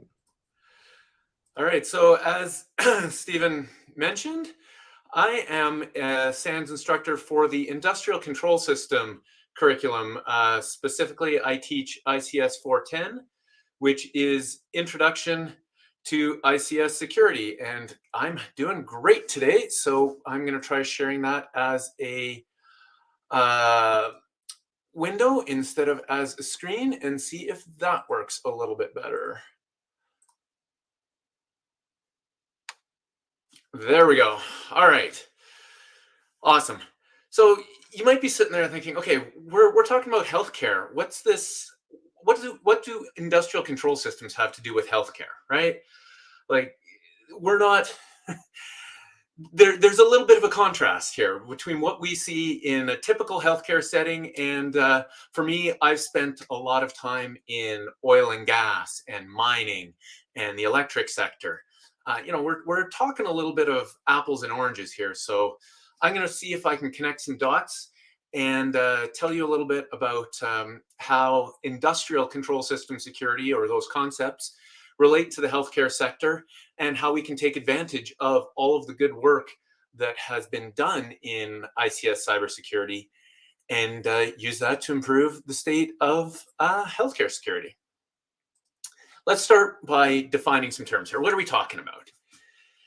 When we talk about industrial control systems, this is a definition we use in ICS 410. It's a device or a set of devices that manages, commands, directs, or regulates the behavior of other devices or systems. So it's devices controlling devices, but those devices in turn can influence the real world and bridge cyber to physical. So what's more real world than healthcare, right? Human health, looking after patients, monitoring their health, that is the real world. And if you are in a medical setting these days, there is more and more technology. So we are talking about the same sorts of systems, obviously in a different context, hopefully not looking quite as dirty as those guys on the oil rig were looking, but we are talking still about devices that affect the real world. And I think there's a lot that we can learn from the work that has been put into industrial control system security in other settings. Now, when we talk about ICS, we often talk about critical infrastructure. And there's a definition for this as well. This is from CISA, which says that critical infrastructure are the assets, systems, and networks. And I got a little bit long here, so there's some ellipses in here that are considered so vital to the United States that their incapacitation or destruction would have a debilitating effect on security, national economic security, and national public health. It's right in there in the definition of critical infrastructure, right? A debilitating effect on national public health. And there are 16 critical infrastructure sectors, and one of those is the healthcare and public health sector, which is kind of an interesting one in that it protects all of the other sectors of the economy from hazards such as terrorism, infectious disease outbreaks, and natural disasters. And of course, when we talk about industrial control systems, we are talking about systems that not only operate a business, right? These systems are out there, they're generating electricity, they're moving oil, they're getting minerals out of the ground, whatever that is. That's an economic engine for the organizations doing that work. But the other thing things that get added with industrial controls are nation state actors, for one thing. But the other thing is human health and safety and environmental health and safety. Now, we're not so worried about the environmental side in a healthcare setting, but human health and safety, it's right there again.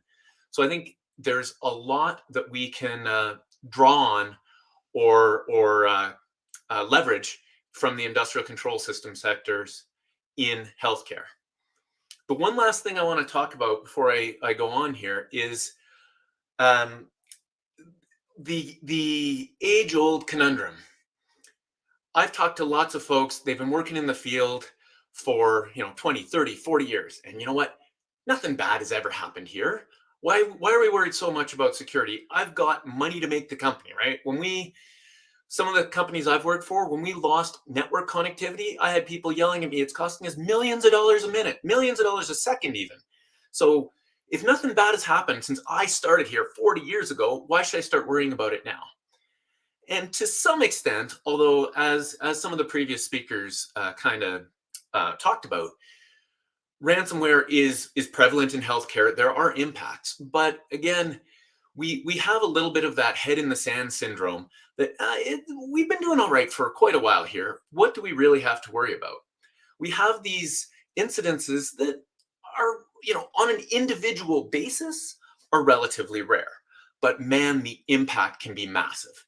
And again, that is true in every critical infrastructure sector. How do we balance the fact that, it hasn't happened to me since I've been here, since I've been working on this, but if it does happen, I've got a really big problem. And I think that is the biggest challenge, is finding the balance between those two things. So what could go wrong? We've had lots of talk about ransomware. So I don't really need to go into that in too much more detail right now, but certainly we have seen ransomware in healthcare and it has had impact. In 2020, this on the left-hand side here, the 10th year in a row, healthcare had the highest average cost of a breach. So when a breach occurs in healthcare, on average, this was in 2020, it cost $7.13 million. That's a whole lot of money. That's a whole lot of budget that we could be using to prevent and detect these kinds of incidents instead of responding to them. There's a lot of debate about this cyber attack suspected in German woman's death. Long story short, there was a cyber attack. It was potentially an accident, but it affected hospitals in Germany. There was a woman on her way to one hospital in an ambulance. It had to redirect to another hospital 1 hour away, and she passed away en route. Now, she was very ill. There's debate as to whether that was what resulted in her passing. But either way, care was delayed for an hour because of a cybersecurity incident. Now, that in that case was a big deal to that person, right? And again, this is where we have to balance the likelihood with the impact of some of these events. So just in case you didn't believe me, I'm going to, about the parallels between ICS and healthcare. I'm going to talk a little bit about the characteristics of an industrial control system. And you tell me if any of these things ring a bell in a healthcare setting. We have deterministic, which means things happen when they're supposed to happen, at the moment, always on time, and continuous operation, right? We have systems that need to work when we want them to work and continuously. We have expensive equipment that we tend to need for, that tends to stay operational for a long period of time. A lot of it's purpose-built, custom operating systems. We focus on the functionality. That is the priority, right? I mean, we're dealing with people's lives and their health here. We focus on functionality, not so much on security. They don't necessarily have a lot of computing resources in, an infusion pump. There's a lot of them. They're small. We need to keep costs down. They don't have a lot of power. But on the flip side, we have multi-million-dollar equipment. MRI, for example, that is often running something like Windows XP, that MRI system. We have data everywhere in healthcare. I think that is one of the biggest challenges in, I'll talk about this a bit more, but in, for example, an oil and gas setting, you can put walls around your data to some extent, walls around your systems. In healthcare, there is data everywhere. It's shared in so many directions, so many different people, that is a huge challenge.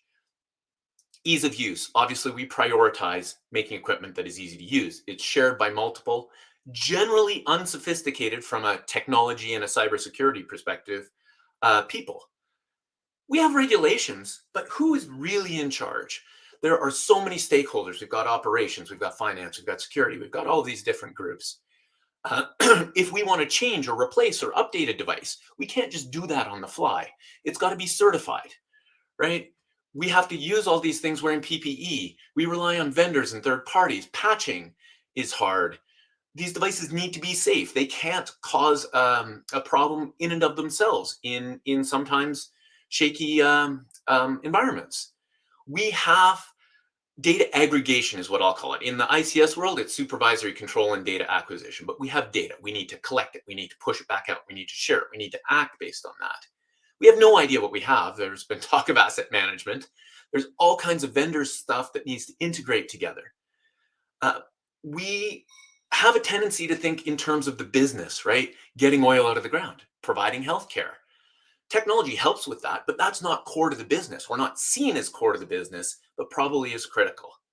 And in all of these incidents we've talked about, I know there's BCP, business continuity plans. There are plans to operate without technology, but they rely so heavily on people who are so overtaxed as it is.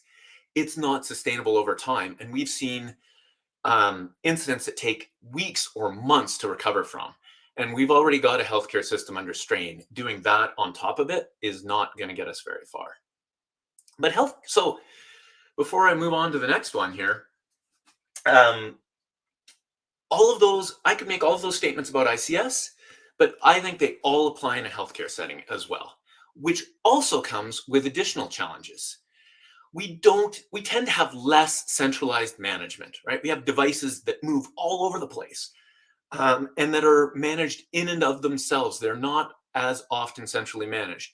We have a whole bunch of additional stakeholders in a company making money, drilling for oil or selling electricity or whatever. Sure, they sell to the world. It impacts the world, but you don't have those millions of individual stakeholders as well. As I mentioned, the devices are moving around. We have telehealth. We have much greater integration, whether that's between medical settings, between devices, between different departments, to the patients themselves, and so on. We have structural challenges. We have networks of hospitals, networks of doctors. Who's in charge? And finally, we have regulation. Yay! It's HIPAA. It's important. That protects our data. But is that going to protect the operations of our healthcare environments? That is a big question for me. So what do? Here are some of our common exposures before I get to that. We have business to ICS data dependencies. This is true, again, healthcare, ICS. We have the business side, we have the operational side. There's data that needs to go back and forth. We need to share it. We need remote access. We need support from our third parties, from our vendors, people working remotely. We need the internet. There is so much now in the cloud and elsewhere, but not all of that internet is managed or authorized. And that creates a lot of risk, going back to all of the phishing type attacks. We have great big networks that aren't sufficiently segmented, and we don't have visibility. We can't monitor. It's hard to see what's going on in those networks. Those are just some of the risks we have to deal with. So what do we do about this? Well, this is what we do in the industrial control system world. We go really deep on architecture. We try and segment things as much as we possibly can. We put big fences around our industrial control systems with the guard towers and all of that, virtual guard towers, obviously. And we try to say, you know what, let's just keep the bad guys out there. Let's not worry about that. We know we've got all of this vulnerable equipment. Let's just put the fences, the barbed wire, the towers around it, segment it off, put it in separate networks, and then put the bad guys on the other side, right? Is that feasible in a healthcare setting? It's a good question. I would argue it is to a point, although I wasn't convinced of that at first, to be honest. We have the sliding scale of cybersecurity that we talk about in ICS especially. On the left, we have the architecture, which is foundational, relatively straightforward, and relatively valuable. And we move through passive defense, which is things you can buy, install, and kind of walk away from. Not really, but that's the idea. Whereas active defense is where we actually start using those things as people to add security and we can get to intelligence and offense as well. But we got to start somewhere here. And we start with the biggest bang for the buck, right? We don't have infinite resources. So let's start with architecture, which is foundational, huge value towards security if you can get there, and lowest cost in the long run. Now, you are not going to go and re-architect a hospital network in one day. These are all things that you have to do over time and work towards a goal. I'm not saying do it in one day, but it is certainly where we have to start, rather than just continuing to kind of add on to what we have today, and just the problem just keeps getting bigger and bigger and bigger. So as a bit of a case study here, we have NIST 1800-8B. I won't go into the details. It is the National Institutes of Standards and Technology talks about securing wireless fusion pumps. It's a specific challenge in healthcare, but it's one where they've done a lot of detailed work and proposed a solution. And interestingly enough, I mean, there's different logos, different colors, and so on. Their solution is still architecture, network architecture. Get the devices in the right places with the appropriate protections. So again, a lot of the same techniques that we use in an industrial control setting probably do apply in a healthcare setting as well. How am I doing here? Run close to the end. So really quickly, some practical recommendations. Start with architecture, but that's, if you can't monitor your network, you can't protect it. There's nothing you can do if you don't know that something's going on. Remote access, especially with work from home and vendor support, is critical for everything. So let's control that. Let's manage those key vulnerabilities. I'll talk about those in a second, and know what we're going to do when things go wrong. On the vulnerability side, the big point here is we can't fix everything, and not everything needs to be fixed. If you have a device that does anything anyone tells it to do, then a vulnerability in that doesn't matter. So we really want to focus on what are the vulnerabilities that can actually cause problems on devices that are otherwise secure. Let's start with those ones, but we don't need to go into every single last vulnerability in a world where the devices are intrinsically vulnerable to begin with. Until we have all those security features, there's a balance here. That's all I'm saying. Put your effort where it's going to have the most value. So can we do this? There's a litany of excuses for why we can't secure industrial or healthcare environments. Everything from time and people and buy-in and just I'm afraid of change kinds of excuses, other priorities, and so on. Those are the arguments against it. Here are some of the arguments for making change. You can do this slowly. Set a goal. Where do you want to be in 3-5 years? Work towards that. Do it bit by bit. And honestly, just try not to get further away. Leverage all the good technology we have today. There's virtualization and so on. We have much greater visibility at the management and the C-suite level. We need to worry about the individual devices, but to some extent, if we can keep the bad guys from getting to them, then that's a start, right? And monitoring, of course, isn't disruptive, and that's how we tell when something is going wrong. Couple closing thoughts, and then I'll see if I can take some of the questions. The stakes are high. I think critical infrastructure, industrial controls, and healthcare probably as much or more than anything else. So we need to start by acknowledging the risk and raising that awareness. I think to some extent, ransomware is there, but is front of mind, but we don't necessarily think so much about what a targeted malicious attacker might be. I mean, I'm not going to get into the geopolitical landscape too much, but if we start seeing intentional attacks on healthcare, that's going to be a huge problem. We're all going to have to work together. There's so many stakeholders, and let's leverage that knowledge and progress that's been made on the ICS front. It's really not all that different. So let's not reinvent the wheel anymore. All right, so I think that gives me, I don't have the questions slide, but that gives me a few minutes for questions here. I'm gonna see what I can see. Hey, great stuff. From a product perspective, I saw that flash by. Yeah, Mitigate and Clarity are among the bigger products, especially Mitigate with the focus on IoT, but their focus is on IoT, Internet of Things type devices. And we've got to remember that we still have a network of industrial, I can't help but use that term, but autonomous devices. They're not necessarily IoT. They're devices working together in a network. The cloud may not even be involved, and we have to worry about those as well. There are a number of organizations that have essentially passive network monitoring. They'll help you build your asset inventory, and they will help you to figure out what you have there so that you can start building that baseline, which I think was discussed earlier, and detecting those anomalies. Let me see what else we have in terms of questions. So SIMs. So there was a question in terms of monitoring, what are some of the best tools? So Mitigate has tools. There are passive network monitoring tools like the Clarities, Nozomis, Forescouts of the world. Generally speaking, they have some awareness of healthcare environments and healthcare protocols and systems and so on. The biggest thing is that they are there. They can monitor your network passively, detect the anomalies, and give you an opportunity to get a person engaged and actually dealing with problems before they get too big. Purdue model. Yeah, so in the energy sector and a lot of industrial control environments, we talk about the Purdue model. And in 30 seconds or less, Purdue model to me, it's putting a Post-it note on everything so we can actually talk about architecture. It's labeling all of our devices. Purdue model doesn't have anything, I shouldn't say that, but is not intrinsically about security.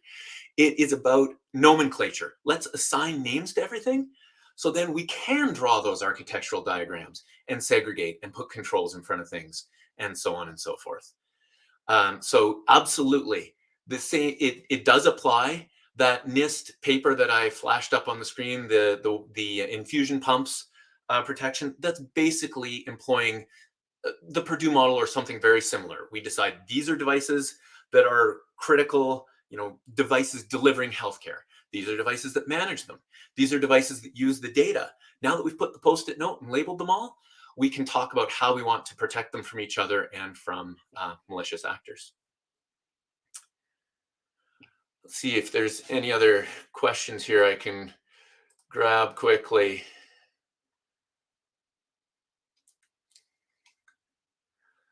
So I just scroll up a bit.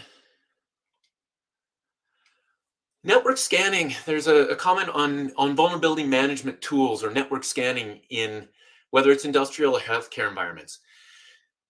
It is something to be very, very careful with. Can you do it? Sure. Do you want to just jump right in off the deep end? No. You want to try these things in labs. You want to try these things gradually, low and slow, build up, make sure you know what the impact will be. And there are people who, honestly, I won't argue with, who will say never scan on these networks because even if you don't break something, you're going to get blamed for it anyways. Every anomaly then lands at your feet.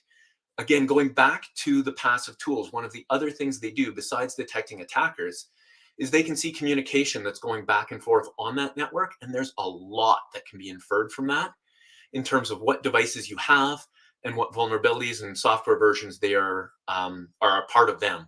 So the best recommendation, honestly, for identifying vulnerabilities in industrial settings is passive monitoring to start. You will get enough work out of that to keep you busy for a long time.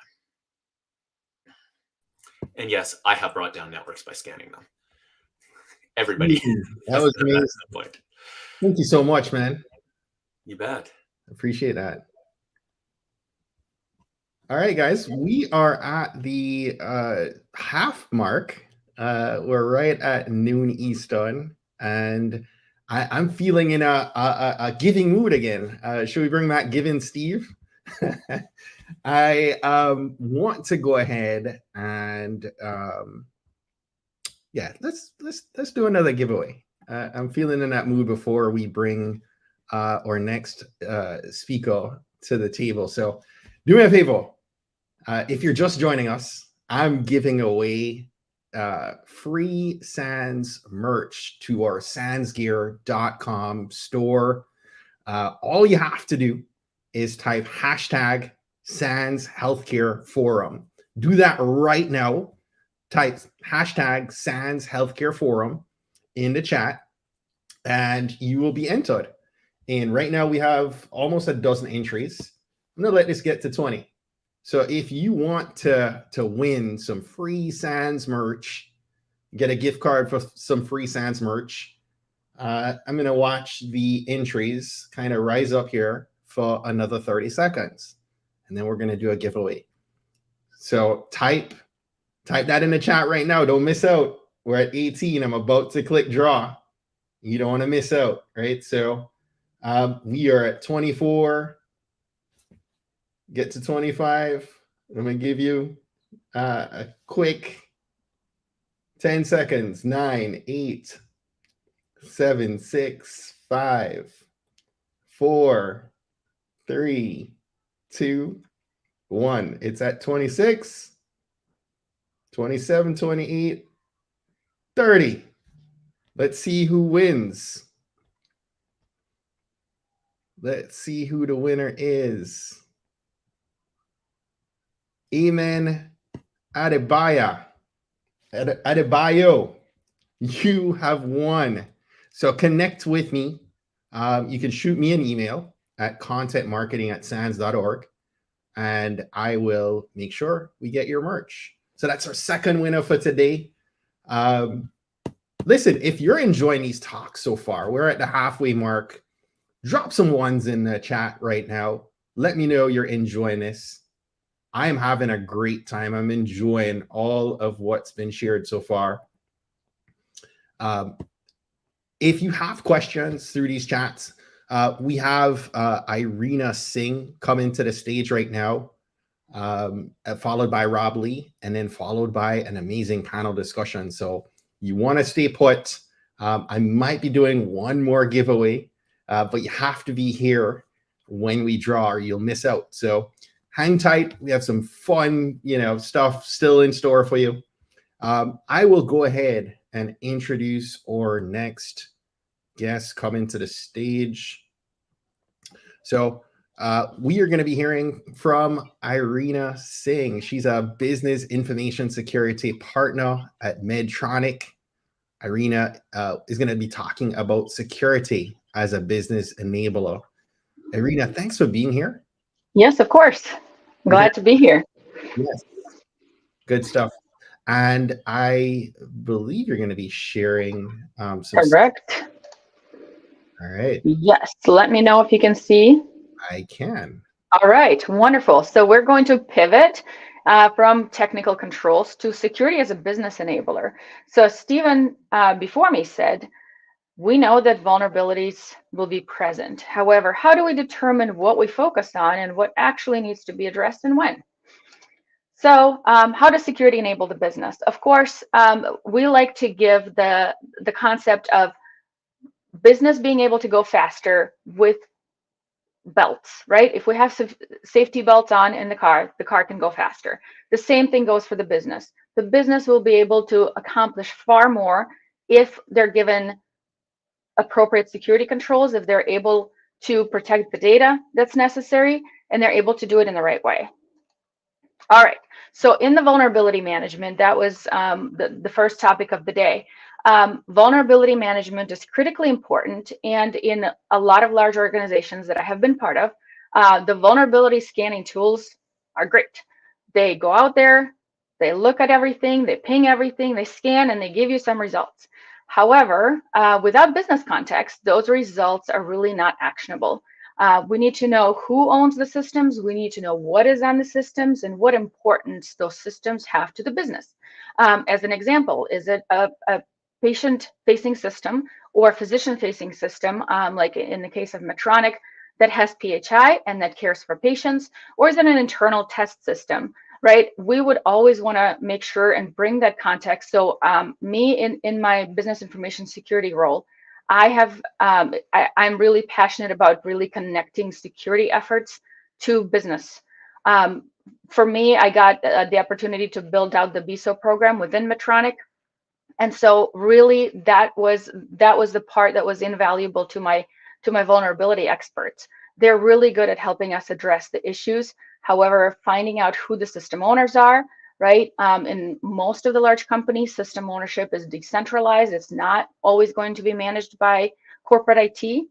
So finding who the owners are, finding out what is on those systems, and making sure that you categorize them and you prioritize them with the business to make sure they understand the risk. All right, well, my graphic is a little skewed, but let's talk about compliance. So obviously compliance is a big topic for the business, and we want to make sure that compliance efforts are always aligned to business functions. We want to make sure that governance, risk, and compliance committees exist in order to make sure that all the full alignment exists. We want to make sure that the workforce is trained and that we monitor that compliance. So as previous presenters have mentioned, there's HIPAA, there's GDPR, there's a slew of other requirements that every business has to comply with depending on the data that they handle. And really performing security assessments and doing that loop on compliance is really what is important here. So how do we accomplish that? We accomplish that through a set of relationships. And that's, again, something that my team definitely focuses on. So we have really strong relationships with our governance, risk, and compliance organization. We make sure that we facilitate their activities. So they perform the assessments. However, we facilitate the assessments, and we make sure that we gather correct scope. And we make sure that all of the systems that have critical data are included. Then obviously legal privacy. Our quality organization is interested. Business leaders will always be interested in the outcome of the compliance assessments, and of course the workforce. All right, so now let's talk about business risk. Business risk is critically important because it is imperative for the business leaders to understand the risk that they may be accepting on the behalf of the business. We always say that security does not control, approve, or deny what the business gets to do. Security gets to enable the business to do security. They get to advise. So when we have a business implementing a solution that is critical to their success, there's a handful of risks that exist. As long as that business leader is educated on the risks and the leader's level is high enough in order to be able to accept those risks on behalf of the business, that is always a way forward.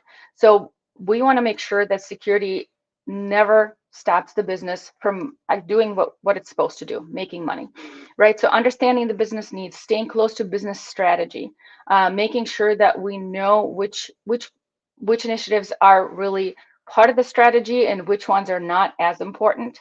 And obviously education. That's, establishing those relationships and really being a trusted partner is what is really, really important.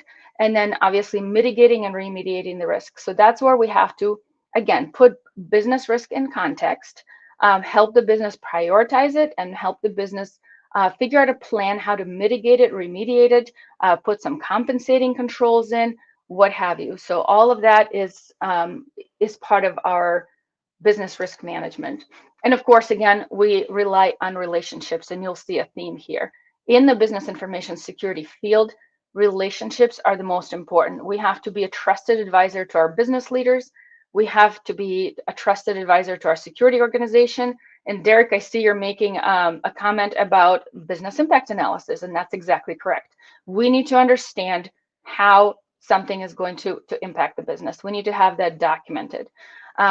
Risk assessments are always need to be performed, documented, and it needs to be a repeatable process. So again, strong relationships within GRC, making sure that they trust you to bring the critical systems to them, and then of course partnering with the business to understand what those systems are. All right, so in the end, as I said, business after all is nothing more than a bunch of human relationships.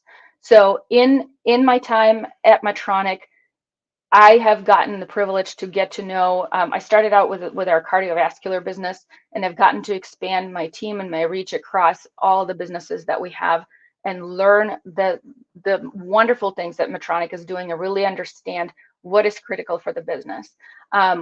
There are also IT leaders that we partner with. So each organization has a business relationship manager, a BRM. It is their job to be the CIO of the business that they're responsible for.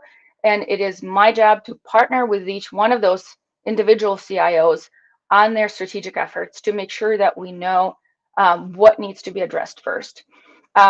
In coming into an organization that does not have a BISO function, what I'm finding is that people who sit in corporate security generally receive requests via tickets. And one ticket ends up looking like another ticket is just a constant flow of work. It's not clear to the security experts what they need to focus on.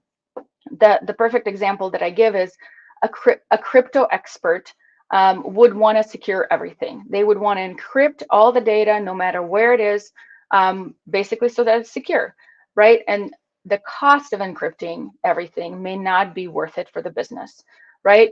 If we have critically important data, if we have intellectual property, which of course Medtronic has a lot of, if we have patient information, that definitely needs to be encrypted. If we have less important information, internal use information, even public information, right? Marketing materials, where the business is not going to invest money to encrypt those. So that's really how you bring that into reality. So BISO and advocacy programs. So the BISO is something that I saw starting around 5 years ago. I'm in the Minneapolis-St. Paul area, and we have a lot of large corporations here. And I was reaching out to, Target, 3M, Cargill, General Mills. Those are all the companies that are located here to benchmark with their cybersecurity organizations to see if they have a BISO function. And I can tell you at that time, there were just, there was really two companies that had a BISO function in its infancy, and they were still trying to figure out the best approach, the best alignment to the business. So BISO functions are invaluable to our CISO. The CISO appreciates that we bring, as we say, our motto is we bring security to the business and business to security. Additionally, we have some advocacy programs. So what you want to have is security champions within the rest of your organization that will understand what needs to be done. And this can be, as simple as phishing training, right? You can train advocates on even how to secure their home networks, right? How to protect their kids, anything to kind of get people who are not generally in security to focus on security. And so those advocates then will go out and they will actually make sure that the processes of enterprise security are followed. Without that, really what you find is if your processes are too difficult or too difficult to understand and need to be demystified a lot, then you will always find the business taking the path of least resistance because they still need to accomplish their work. So they will move forward. All right, and of course, return on investment. So again, we look at a variety of things like risk management, certifications. So certifications is something that is a business decision, as somebody mentioned in one of the previous presentations. Whether you get a SOC 2 or whether you get ISO certified or whether you're HITRUST certified may depend on whether the business wants to accomplish it for marketing their product or for contractual obligations. As we know in the United States, HITRUST is something that is written into the contracts with large hospital organizations that are part of HITRUST, right? So certifications become important for those businesses if they have signed up and promised to do so, if they've promised to be certified. I have a number of people on my team that lead those efforts that are specific to a particular product. And of course, in the end, we want to help our businesses automate. We want to have standards and operating procedures and business continuity. All right, I do see a question and I want to make sure that I don't miss it. Mary, how do you bring an objective perspective to implement appropriate checks and balances between business requirements and what and how much needs to be secured? That's a great question. So that is where that partnership with the business is really, really important. We need to be there from the very beginning. We need to make sure that we understand the business strategy. And it's really, in the simplest terms, you need to understand how the business makes money and what will enable the business to continue to make money. And so that is what takes first priority, right? So it is a risk-based analysis. That is all we do, that's all we perform, and that's all we educate on. What is the risk appetite of your organization? What is the risk appetite of a particular leader? We have some leaders that are willing to kind of live on the edge. We allow them to do that as long as the only risk that they're accepting is on behalf of their organization. If the risk goes to a higher level and puts the entire organization at risk, that's where the risk acceptance and education needs to be done at a much higher level. All right. Yep. And Stacy, I see you're saying, yep, the leaders do struggle with the math behind the risk appetite. And that is definitely something that there are centralized risk organizations, but not in every organization is cybersecurity part of the general risk organization. So it's definitely a learning curve, even for the business leaders, to figure out kind of where they want to be. I can tell you that once I put vendor risks, vulnerability risks, those types of items in business terms, more times than not, the business leader will not accept the risk, especially if the risk is critical and high. And you're talking to a VP or a high enough person. Once they understand what is at risk, they don't want to put their name next to it. They don't want to put their organization at risk. So there have been very few, if none, times that we've had leaders accept that on behalf of the business. All right, so I know I've taken a few questions already. We have some great discussions going. Derek, so you're mentioning the risk matrix. Definitely, that's something that needs to be developed within the organization. All right, let's see. Factors need to be considered both external and internal in terms of risk. That is correct. That is part of the business lacks the technical understanding of risk. And like I mentioned, the people with the most technical expertise lack business context. We have wonderful technical experts in all of our organizations, right? We have vulnerability experts, third-party risk experts, and so on and so forth. Crypto experts. They most of the time they're good at what they do because they hyper focus on what they do. They become experts in their field, and they can tell you exactly what needs to be done with their eyes closed. In most of the times, however, they cannot bring that into business focus. They cannot. They can't understand it without the help of somebody that's really connected to the business strategy. All right, for those that aren't in the fold on the business side, what tips do you have for those more technical people to better understand and communicate with the business? Great question, Stacy. What I would recommend is, again, some of that for the cybersecurity people. What you really need to do is form those partnerships. Show interest is, of course, item number one. Attend as many business town halls as you can. That's where the business leaders go over their priorities.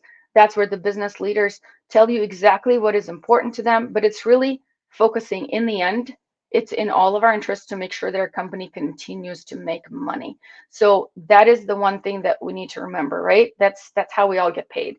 So how do we enable for the company to continue to do that and to do that securely? All right, any other questions that we have?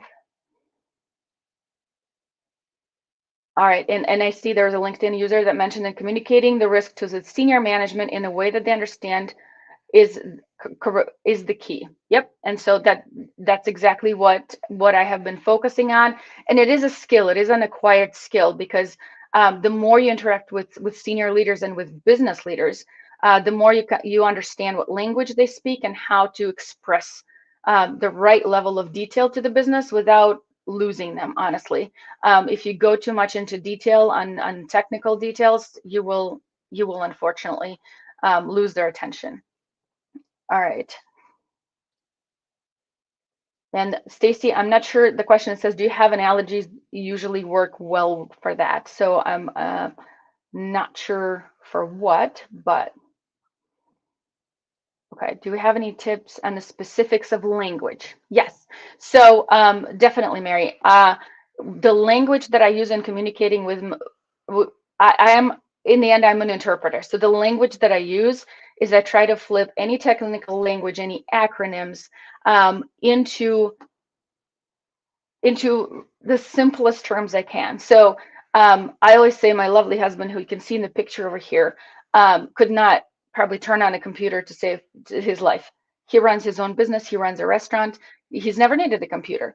If I can explain it to him, I can explain it to my business leaders. That's honestly how I practice. If I can explain to him what vulnerability management means and how the tools work and how I need to bring that into context, so it's really, honestly, practice on your parents, practice on your least technical family members. If they can understand the concepts, then you can really explain it to the business leaders, right? In the end, how is this going to prevent you from making money? How is this going to put organization at risk? Whether it's you're going to be in the news, there's going to be regulatory fines that happen, et cetera, et cetera. Yes. So that is the best way that I found how to make them care. I mean, I hate to say it, but they are really money focused. They are really focused on how to push that business forward. So however you can put it in financial terms, that's what I've had the best luck with. All right. Let's see. Anything else? All right. Well, feel free to reach out to me on LinkedIn, on Twitter. Definitely willing to have the conversations with organizations that don't have a BSO function. So we're here if you need us. Oh, and Stephen, you're on mute. Yes, I am. There we go. Had to happen at least once. Had to happen at least once. I've started, I tell you what, I've started so many live streams and go like 3-4 minutes in, and then someone's like, hey, I can't hear a word you're saying. Thank you so very much. Appreciate you joining us. How can we stay in contact with you? Yes, so I'm available on LinkedIn. Of course, my Twitter is listed over here, and really I'm really easy to get a hold of. I participate in the HISAC, so if anybody is going to come out and see us there, I'll be presenting there as well. So yeah, I'm part of the ISACA organization. I'm actually the president of the local chapter here in Minneapolis. So you can find me a lot of places. Love it. Thank you so much. Appreciate All you. right. Thank you for the opportunity. All right. So I am so excited about our next guest. I'm just going to go ahead and tee him up. Our next guest is Mr. Rob Lee. Rob is our Chief Curriculum Director and Faculty Lead at SANS Institute, and he runs his own consulting business specializing in information security, incident response, threat hunting, and digital forensics. He's got more than 20 years of experience in digital forensics, vulnerability and exploit discovery, intrusion detection and prevention, and incident response. And he's known as the godfather of DEFA. He's co-authored the book, Know Your Enemy, and is course author of SANS Forensics 500 and Forensics 508. He's also a mentor, a leader. I consider him a friend. Rob, thank you so much for being here and sharing some time with us today. Hey, thanks, Stephen. It's my pleasure to be here, and really proud to be here on the healthcare forum. The topic here, and security strategy is actually near and dear to my heart because I've been doing this for a long time, and always been asked a lot of questions on security strategy from a lot of different individuals, from those just starting out and managers of teams, CISOs, all the way up to executives of a lot of organizations, a lot of small businesses too. Just like are trying to figure out, like, how do I do security in general?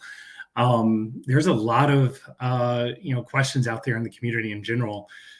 Just trying to wrap your heads around what do we do? Healthcare in particular is really one of these fields that when you look at it holistically, from the industry as from what it encompasses and what it touches, from pharmaceuticals to hospitals, to formulas.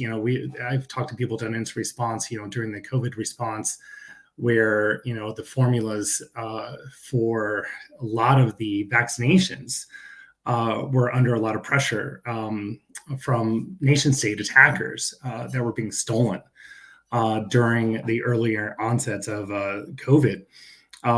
It's just really interesting to see how a lot of organizations responded to a lot of these attacks.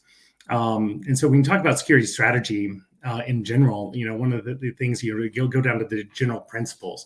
You just got to look at the basics. And I don't have slides I'm going to put up, because the slides would be just very basic slides. The slide would I would start with one slide with the one word that I would put up on the slide. And the first slide I would put up would just be, let's chat about people first. And that's where I'm going to start, is, when you start talking about people in your organization, it's the bedrock of your strategy. And all of your security strategy really comes down to who's your team, how do you get your team, how do you recruit your team, how do you train your team, where do they come from, where are they going to go, how do you manage them, and so forth. And so, for a lot of organizations, this ends up being more difficult than most people realize. It's, you're obviously, you're not going to go, put an ad in a paper and say, hey, we're looking for security people, please apply, take anyone off the street, we're coming into your local healthcare facility, come secure all of our devices from ransomware attacks and, from all the vulnerabilities. Red team our stuff, we'll take anyone. There's a lot of different types of individuals with different skill sets that you're going to need to be able to form your team.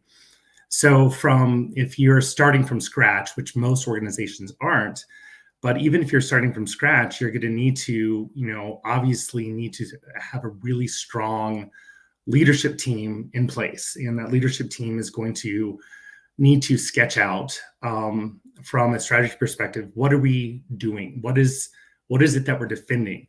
Now, luckily, one of the things that most healthcare organizations are probably going to be looking at today, especially in a post-COVID organization, is, unlike a lot of our other organizations that are out there that have had a lot of the transition from on-prem facilities to off-prem, a lot of organizations in healthcare are probably in a more of an amalgamated state, that you have a lot of on-prem devices and systems in addition to off-prem, and a lot of supply chain connections that you're going to also have to potentially worry about as well. These interconnections, potentially definitively increase your risk across the board. So being able to manage all of this is going to, be increasingly worrisome. Now, you're going to have in 1 year, should we invest in a lot of, managed security services? Should we invest in a lot of devices? You're going to have, what is my budget that is going to be put on me? You're going to have, how much money am I going to be able to hire? From a organizational standpoint, you also have this, mindset behind the scenes that, unlike, when your IT budget is set and you have, hey, we have money to spend on things, the security budget, and no one ever sees security as, hey, that's the fun dollars you get to spend on devices. Everyone wants to walk around with the latest technology and devices that are going to be able to have the latest iPhones, that you're going to be able to scan a wristband, put a prescription in, that's going to be able to order it and have it delivered on site immediately to help out the patients. This is like, there's some of the latest technologies that exist. This is cool stuff. The hard part is that security dollars are never fun dollars. And, that's the adage that I tell a lot of executives and managers out there. It's like, no one ever is excited about, hey, we're implementing the latest two-factor authentication protocols.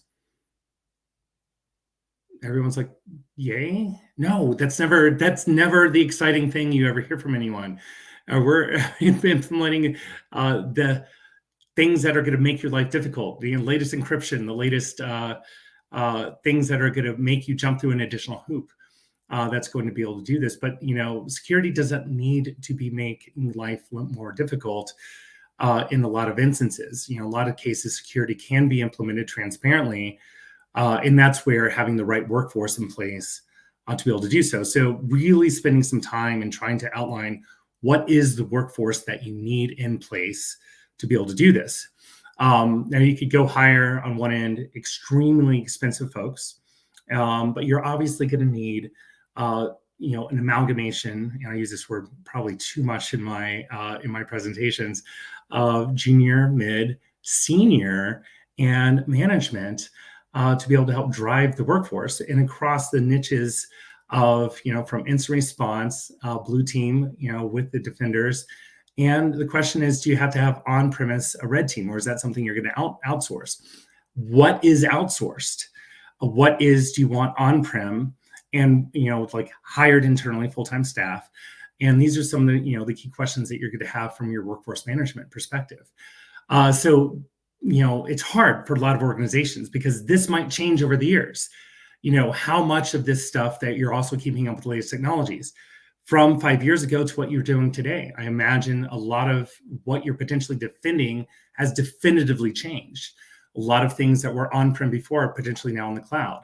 How much of that are you potentially going to be defending in the cloud? Security strategy should have changed. So you need to potentially always have, at least on a yearly basis, a look at your workforce management from a what are we defending to are we organized properly? Do we have the right management workforce in place?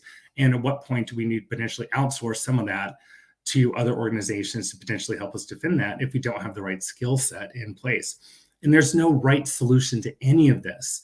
It is really hard for organizations to understand, A, what is it we're defending? B, do we have the right workforce in place? And C, is there anything that left that we're going to be potentially surprised with in the end that we have this big oops moment?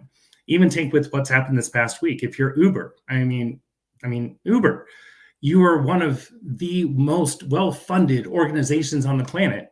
And if you looked at all the job recs that were just dropped on Twitter, they're hiring like mad incident responders to come in and help out. And no kidding, but again, it's like, can you potentially hire as fast as possible? No, you can't. Even they, in as much as they had dedicated SOC, dedicated incident response, they still, were not even prepared for that. Now, were they wrong? No. They are not in a situation where people are finger wagging at them and saying, well, they should have known. Every organization is going to be faced with this situation that no matter how well prepared, how well thought out you are, and how well prepared your workforce is, you're still going to be in a situation like Uber. SANS Healthcare Forum in the chat. So if you're doing something else, you want to jump in right now. We already have 17 entries in, and I'm going to give you about another 30 seconds to go ahead and drop hashtag SANS Healthcare Forum in the chat, right?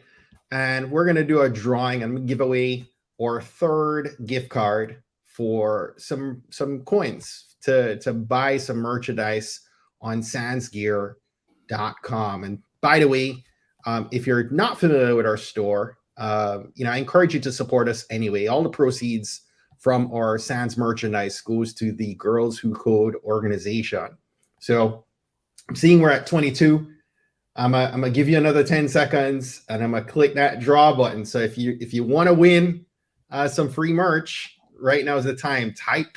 I see hashtag given Steven, but that's not gonna win you anything. So type hashtag SANS Healthcare Forum. Right now we're at 24. And I'm gonna wait till this taps 25. So if you want to be that last entry before I click draw. All right, here we go. Let's see who's the winner.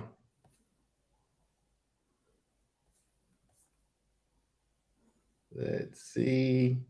Wade Marshall won some merch. Go ahead. I will connect with you. You can go ahead and email contentmarketing@sans.org, and I'll take care of your gift. So I appreciate everybody hanging with us today. It's been awesome. I'm going to go ahead and bring back the prior speakers who are going to be doing your panel with you, Rob. Awesome.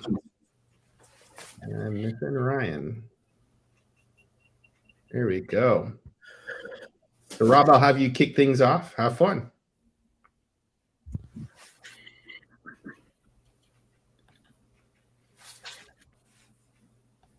Hi.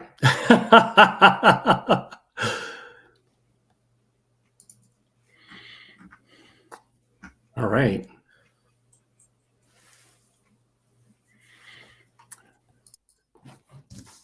So I'm going to throw something over to Ryan Chapman just because he's on here and just because he's like such an amazing guy.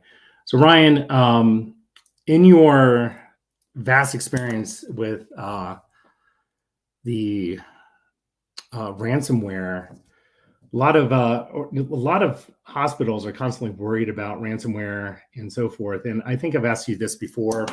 You know, it's on our one of our sessions, and it's always a fascinating debate when it comes down to do you pay the ransom, not pay the ransom?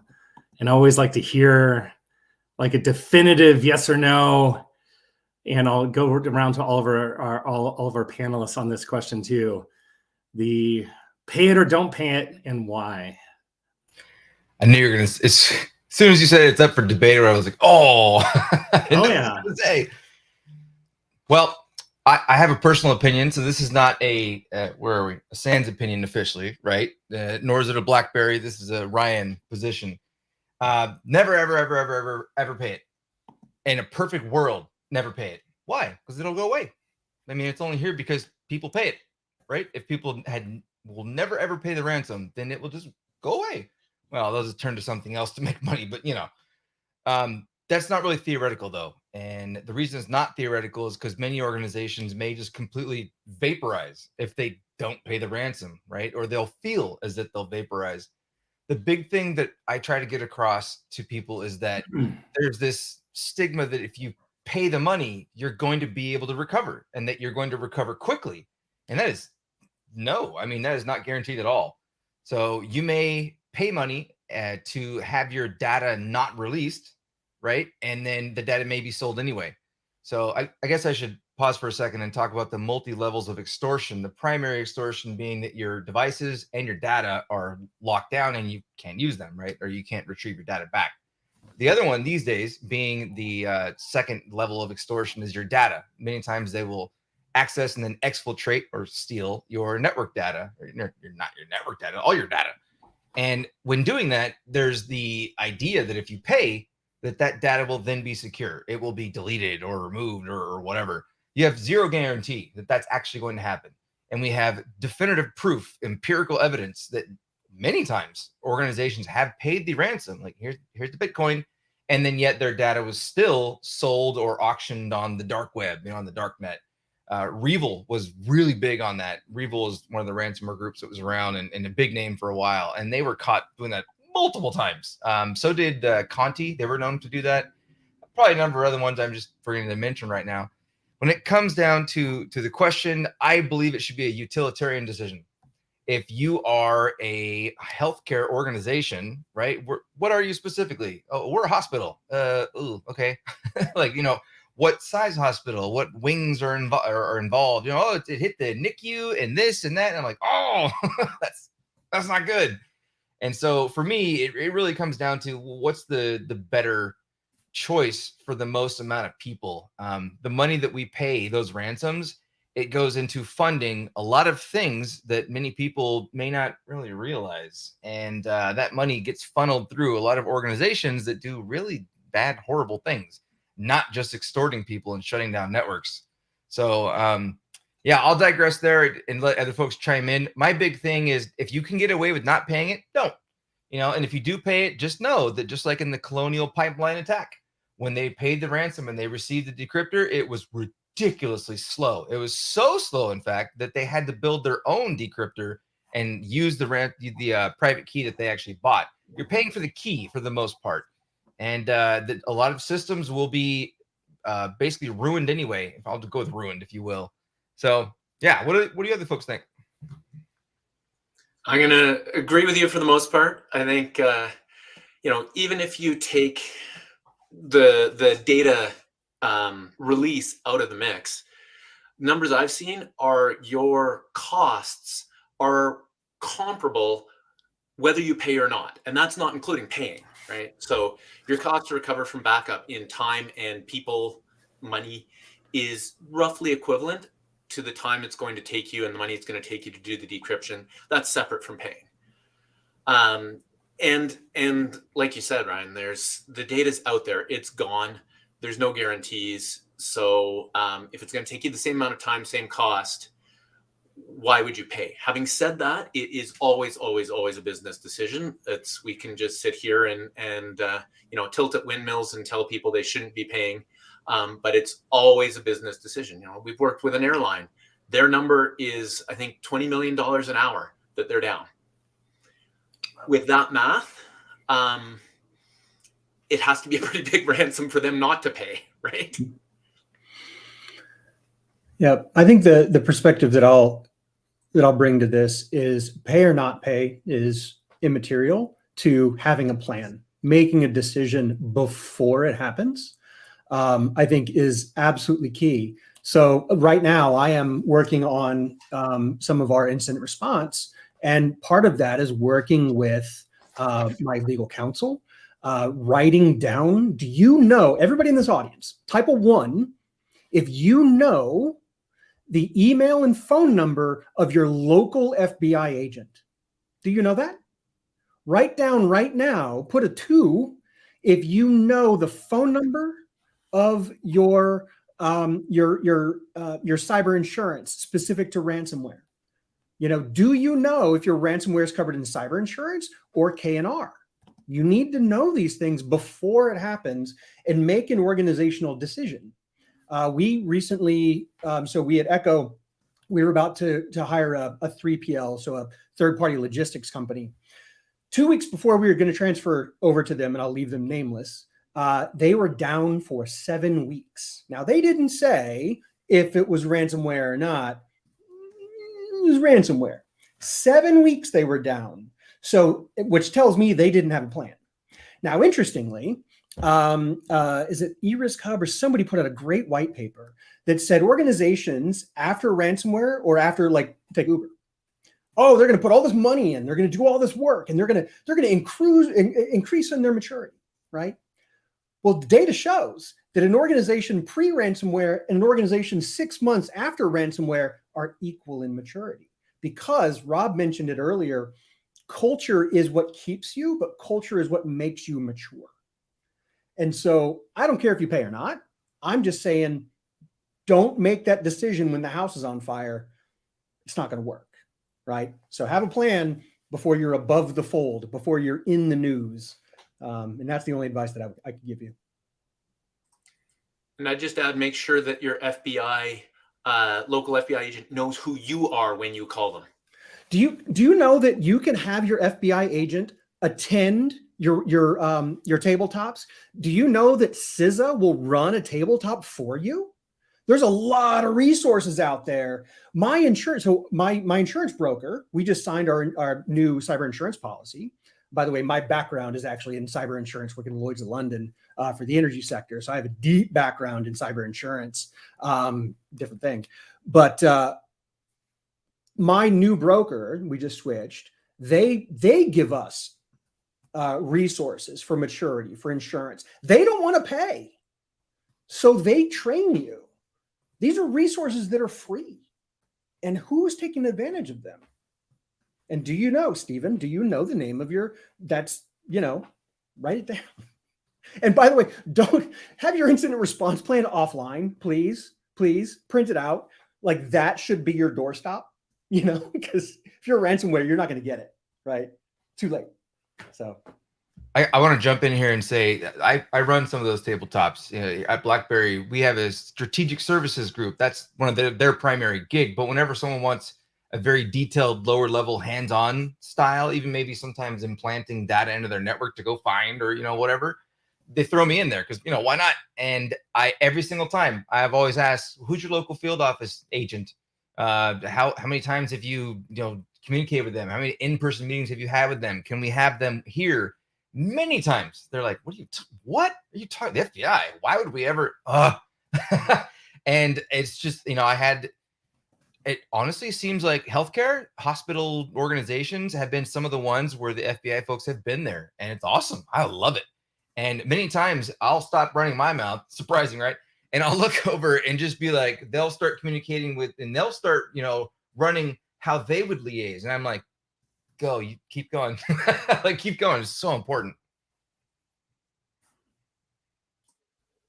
Question for you guys. The IR plan. I've sometimes had customers do this and told them to do this, which is get a completely, and the trick here is completely independent tenant in your favorite cloud service and use that for the collaboration during IR as well as the IR plan.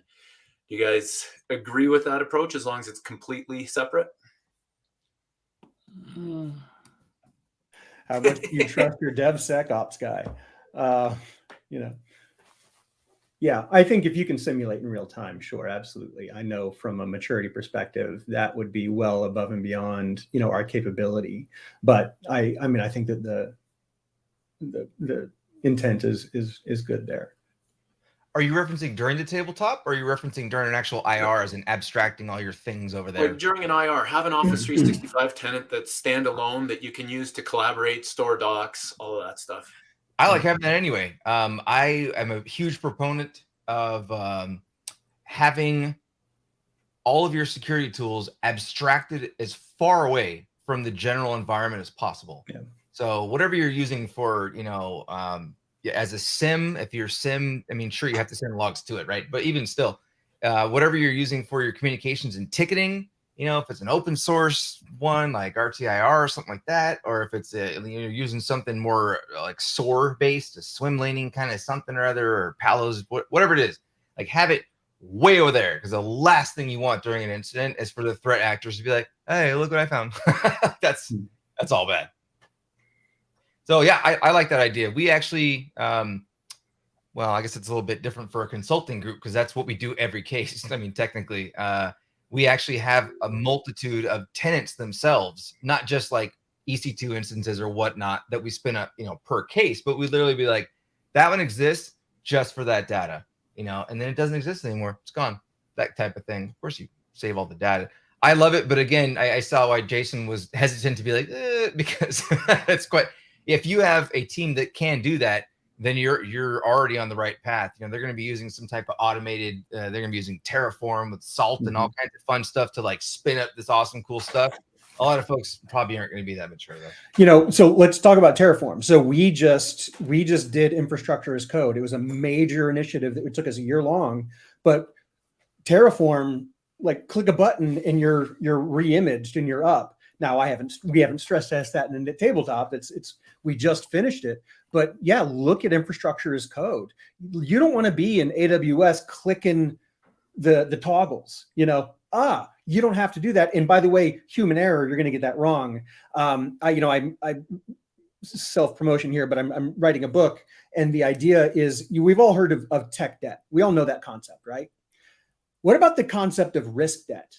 All those decisions that you're making, all the toggles that you're missing, all of the little bits, that is an accumulation of risk debt until you get to an entropic state, and then you're frozen, right? So you have to look at the human side, not of tech debt, right? But of the risk debt that the decisions that you're making, the toggles that you're missing, the misconfiguration, all of those things, that using different JavaScript libraries, using all of that stuff will at some point make you so you can't mature. You have to go backwards before you can go forwards. So risk debt is a very real concept that we should all be thinking about above and beyond, should we develop this new piece of software, right?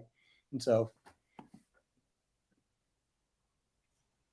I think that human error plays such a huge role in any type of response, especially with ransomware. Goodness, but just like you said, I want to go back to your statement regarding being pre-planning. Just the potential for you to pay that needs to have have discussed way in advance, and the accounts that you would need to even have should be set up way in advance. I'm not advocating directly for filling them with money, right? Fill in the coffers, if you will, but have those accounts, and your cyber insurance should, of course, be involved in that. For me, I went out and bought some crypto coin. I missed the whole craze on purpose. I was like, nah, it's all stupid. Oops. Apparently Bitcoin was worth a little bit of money, whatever. But I went out and I bought the dumb one, Dogecoin. You remember that little, yeah. I went out and I was like, I'll put $500 into it. It's mostly gone now, whatever. But I figured Elon Musk, come on. I thought he was going to make me rich. So, it took me 4.5 days. 4.5 days to set up an account to just be able to buy $500 of crypto, right? What? I went through multiple exchanges. It was a huge headache. I had to have all kinds. I mean, they might as well just send them a vial of my blood. Mm-hmm. And so, yeah, it's not just a drop of a hat. Oh, cool. We'll buy this crypto and then we'll go ahead and pay it. Ooh, no, you have to have all that pre-planned. So, one thing that, and again, going back to insurance,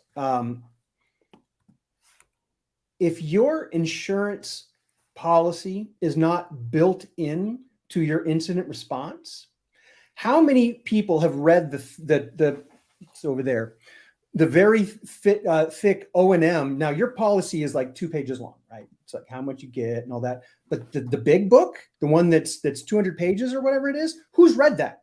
Who's incorporated that into their incident response?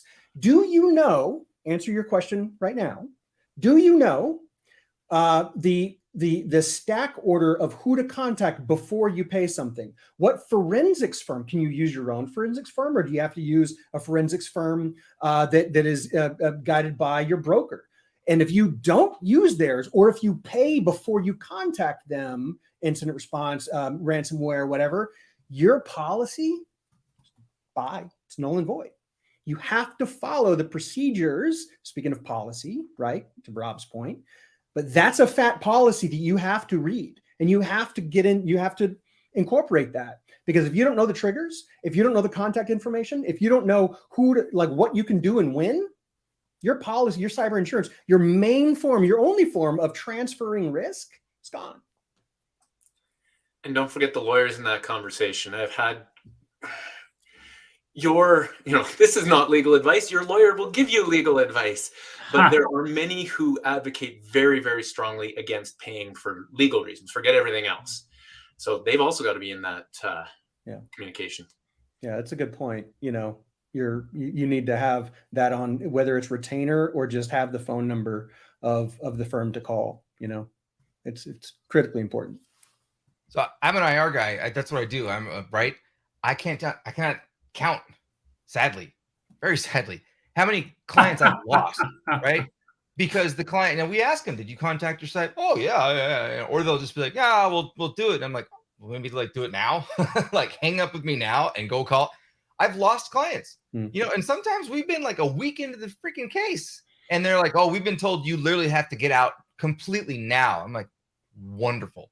Now, for me, sure, we lost the work, but for the client, oh, man, if you want to feel a real setback, get hit with ransomware, spend a week letting a crew like mine come in and collect all your data, parse it, ingest it, become familiar with it, start helping you out, form an action plan. And then all of a sudden, oh, never mind. We're going to do the whole thing over with someone else. Oh, yeah. A firm that you have no relationship with because you didn't build a relationship before.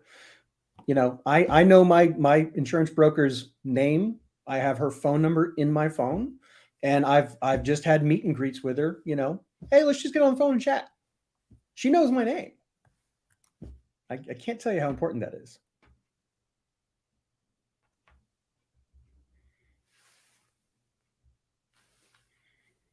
All right. Well, I have a question for you guys. Like, one of the things that's come up, especially recently in the talking to a lot of folks outside of SANS, is over COVID, a lot of folks have been starting to transfer a lot of their on-prem to off-prem.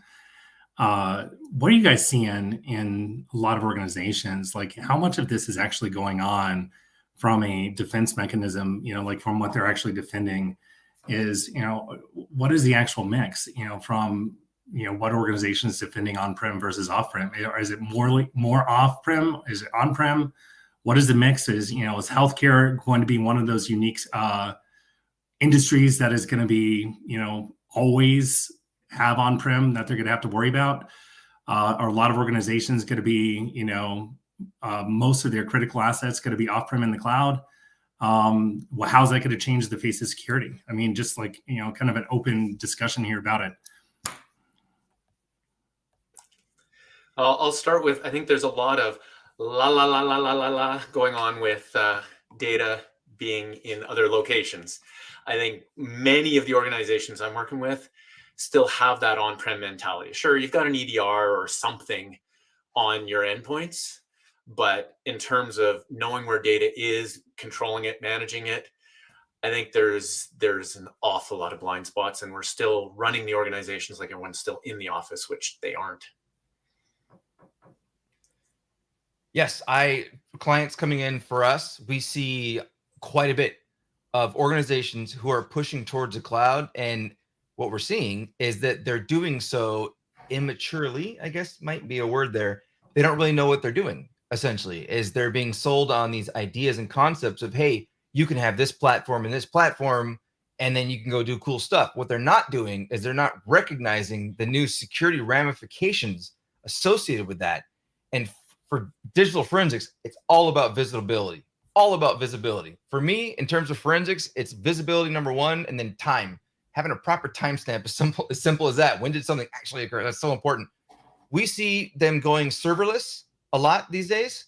And when you go serverless, right, you have your applications in, whether it's Firebase, whatever it may be that you have, we're seeing that they're not thinking at all about logging or maintain those logs. If you're in GCP, for example, you have to create what's called a sink in order to take your logs and push them over into the sink. Otherwise, guess what? They go into the ether. And then you pull a group like us in, and you're like, hey, all these crazy things happen. Can you tell me what happened? And we look in the tenant, and we go, no, like, not really, no, not at all. Do we even have, virtual VPC flow logs like in AWS? Do we have any kind of firewall where how do you route the traffic? Like, what do you mean route the traffic? It's on Amazon. Like, yeah, there's a lot to it. And I find that unfortunately they're just kind of making the jump to it without truly understanding what they're getting into. And it's very unfortunate. Yeah, I think combining Ryan's point with Rob's thesis of his talk is workforce planning. You can't take, a heavy iron dude and then just say, by the way, you're now a cloud dude or a cloud person. That's a different skill set, right? VPC flow logs. Okay, cool. But what about your application logs? Do you have Nginx? Like, are you able to correlate? Are they going in? We use an MDR. Are they going into the MDR? Do you know how to look at them in the MDR? And that's just monitoring. That's not even alerting, much less setting up. Like I said, Terraform.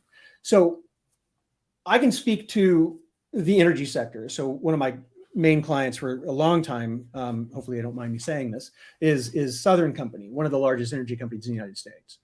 And we were creating a plan for them to transition to a cloud-based environment. And if you think that,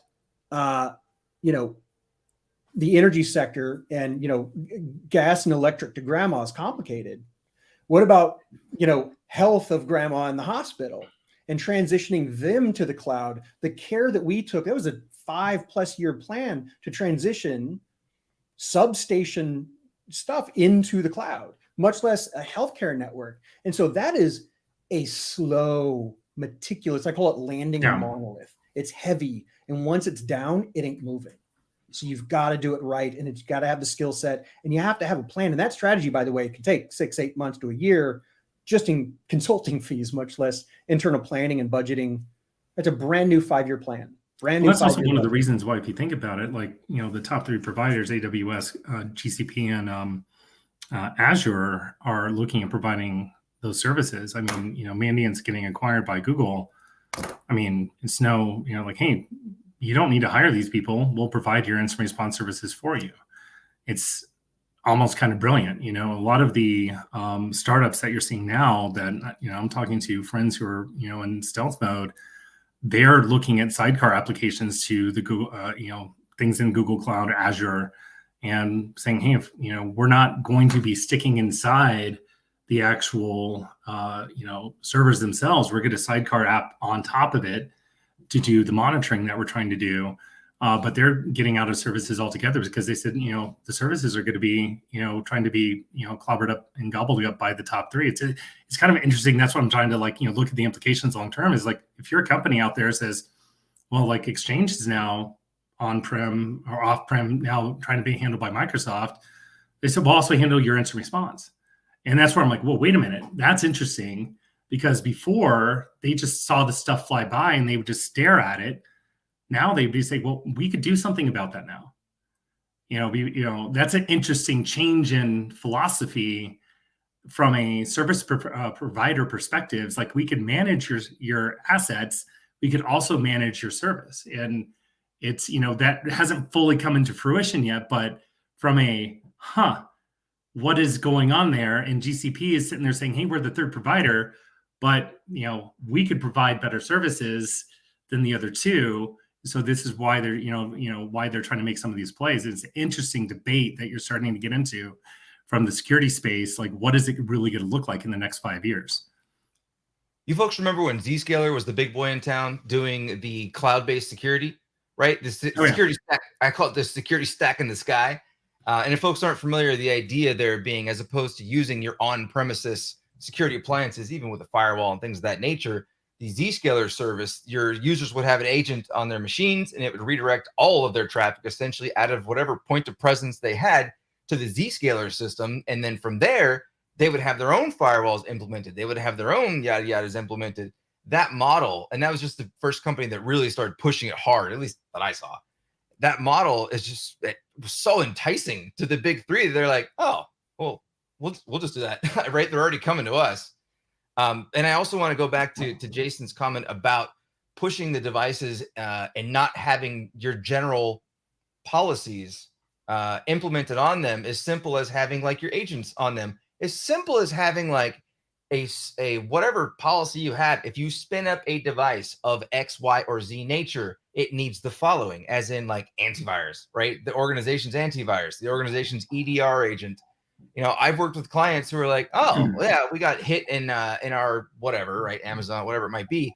And yeah, it turns out, you know, we don't have, one of them was our client, right? Our customer for BlackBerry, right? They had our stuff and we were like, ooh, you got hit with that and you have our stuff? Like, that's a bad look for us. And they were like, well, actually, we had 40 servers in the cloud. None of them had anything enabled. I'm like, why? Like, well, people just spun them up. It's the Wild West. That's what the client told me. It's the Wild West. I'm like, no, it should not be. I just want to quickly circle back to Rob's original question too on and I'm paraphrasing, but is healthcare going to stay on-prem? And I'll just say I had an ultrasound a few weeks ago. There are at least three doctors who have seen that ultrasound, each in their own practice, right? Specialist, family doctor, yada, yada, yada. None of them are connected, you know, on a connected managed network, right? They all have their own office. They all have their own network managed by their own people doing who knows what. So I think in a hospital setting, I can see the on-prem argument, but healthcare as a whole, that it's all over the place. And I don't think anyone has a good grasp on that. One of the comments that was floating by in I think it was Irina's talk, a lot of people were mentioning the BIA, the business impact analysis.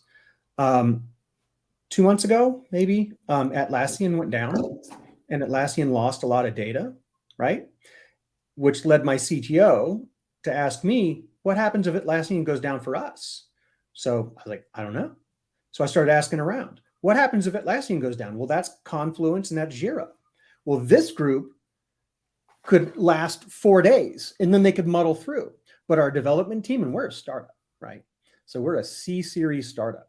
So that time matters to us and that above the fold matters to us. So if we're not continuously developing, so our developers, they could go 48 hours without looking at tickets because everything is run through Jira.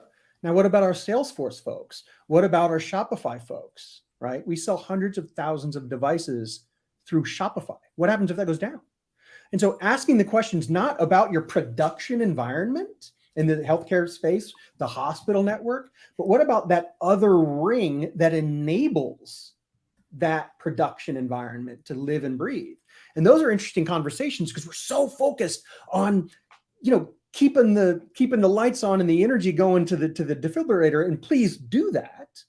But you have to think about the secondary systems that enable that to pun intended, live and breathe around that network and that support network. So we can't just focus on this. We have to focus on that enabling layer, that corporate layer, or if we go Purdue model, right? Well, it's different a little bit, but it can live in a different zone, or I'll avoid the architecture talk, but understand that and understand how that works and where that works and how it commingles. I don't remember the last time I had to take anything from one doctor to the other, from a specialist. Like I can't remember. I honestly cannot. And it just hit me right now. I'm like, wait a minute. They always, so whatever random, like show up and I'm like, hey, so here's what's going on. They're like, oh, we know. Like, oh, okay. So that abstracting that concept and taking it into the hospital, when you have, like, for example, you're moved from the ER to the triage room, you're moved over here, then you're moved to this department, and you're moved to that department, those types of things. Yeah, you're all on premises, right?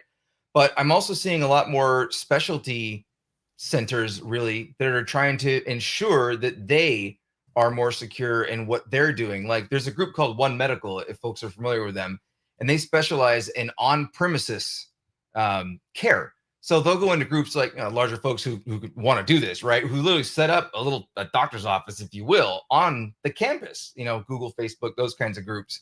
And when these groups come in, everything they do is remote and all of their tools live in the cloud, right? And it just gets you to think, it's so tempting. Like, yeah, of course we want that. We want everything to be easily moved and transferred. I want my prescriptions like this, and I don't want, but there's just so much that goes into it that if any of those entities, get hit with ransom or just experience any type of loss because of one of the organizations going down, especially EMRs, that just scares me because I've seen them go down and I've seen them be attacked and I've seen them with vulnerabilities. And, when your medical records all of a sudden, it's all bad. It worries me. I love the idea, but it worries me.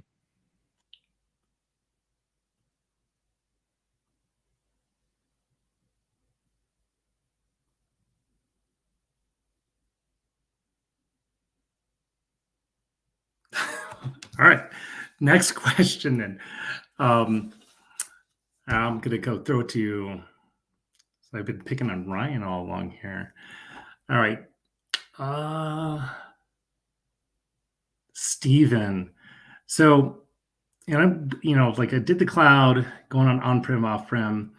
One of the things that we're always looking at, especially with the mobile devices, and in conjunction with with what we're seeing in a lot of our organizations, how concerning is it, maybe from your perspective, from the wireless side of our networks, and how to secure that, the bleed out from the networks. A lot of folks that are out there are always concerned about like what could be accessible from the bleed out over from the building, and a lot of I guess from a lot of questions I always get is securing that is, what is the threat? How much is FUD? Is that an actual concern? Or is, from, how do you potentially tap that down? Because, with a lot of hospitals walking around, you almost need the wireless effect. Not everyone's obviously connected in, almost every doctor is walking around with a pad, a data source, a phone of some sort that is collecting the data, the scripts and so forth. Like wireless technologies are infused in here. So how do you explain from a lot of healthcare organizations, from the wireless technology side, Bluetooth, and from a security standpoint, the FUD versus reality? That's a good question. So one place I'd start is there are wireless medical devices, absolutely, but there's a huge number of wireless devices in hospitals, especially in healthcare settings, that are what I would call traditional user devices: iPads, iPhones, computers, what have you, laptops. The good news there is we have some pretty common, simple, basic standards, and hopefully we are generally doing security pretty well with those. Like, I contrast that with a factory environment, or an industrial environment where you've got wireless from 20 years ago trying to talk to a different wireless vendor from 20 years ago. And there's no way you're doing any encryption. And you've got a wide area link, you're just trying to get across, a 70-mile shot and so on. So I think one of the advantages we do have is a lot of those are consumer devices. And those, we have Wi-Fi 3. I mean, sure, there's issues, but the overall risk is fairly low. On the individual devices like wireless infusion pumps and so on, a lot of that depends on the age, right? If anything was deployed more than a couple of years ago, regardless of what feature set it had, I'm not confident that feature set is enabled and working now. If we're going greenfield, I think we're in pretty good shape, but I know we're not. And that worries me, but there's a couple of sadly mitigating factors there. One is that generally you are dealing with one user's or one pump's data or something along those lines. Now, sure, can you kill a user? Or a patient? Possibly. But in terms of an organization-wide incident, I think your risks are a little bit lower, or at least comparable to someone just walking in the door and plugging something into the wall, right? So I guess I'm kind of torn there. I think we're not in great shape. We're in decent shape. And is this one of the areas where we do the best we can, but also recognize that there are some much bigger fish to fry? Yeah.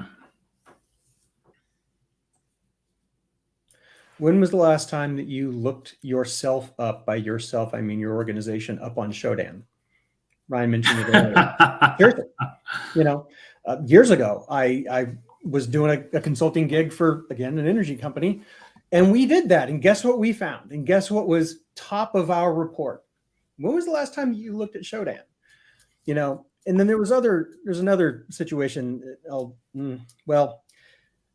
was a medical implant company, and it was doing an insurance evaluation for them. And we talked about this, that, and the other, and what are the risks and what are the loss scenarios? Have you drafted loss scenarios for yourself? And then what would the loss scenario cost? And the CIO didn't like us being there, and he was blah, blah, blah, blah, and he left. And we started talking about the one server Ryan mentioned earlier, this server in a closet. There was a server in a closet for this implant company that ran surgeries. And the single server was in a closet. And we did a risk analysis of it. We put this big number on the board. And by the way, there's 30 people from the company in that room. We put this big number on the board. And that's the number that they, if we're down, then this and then that. And we tallied it up.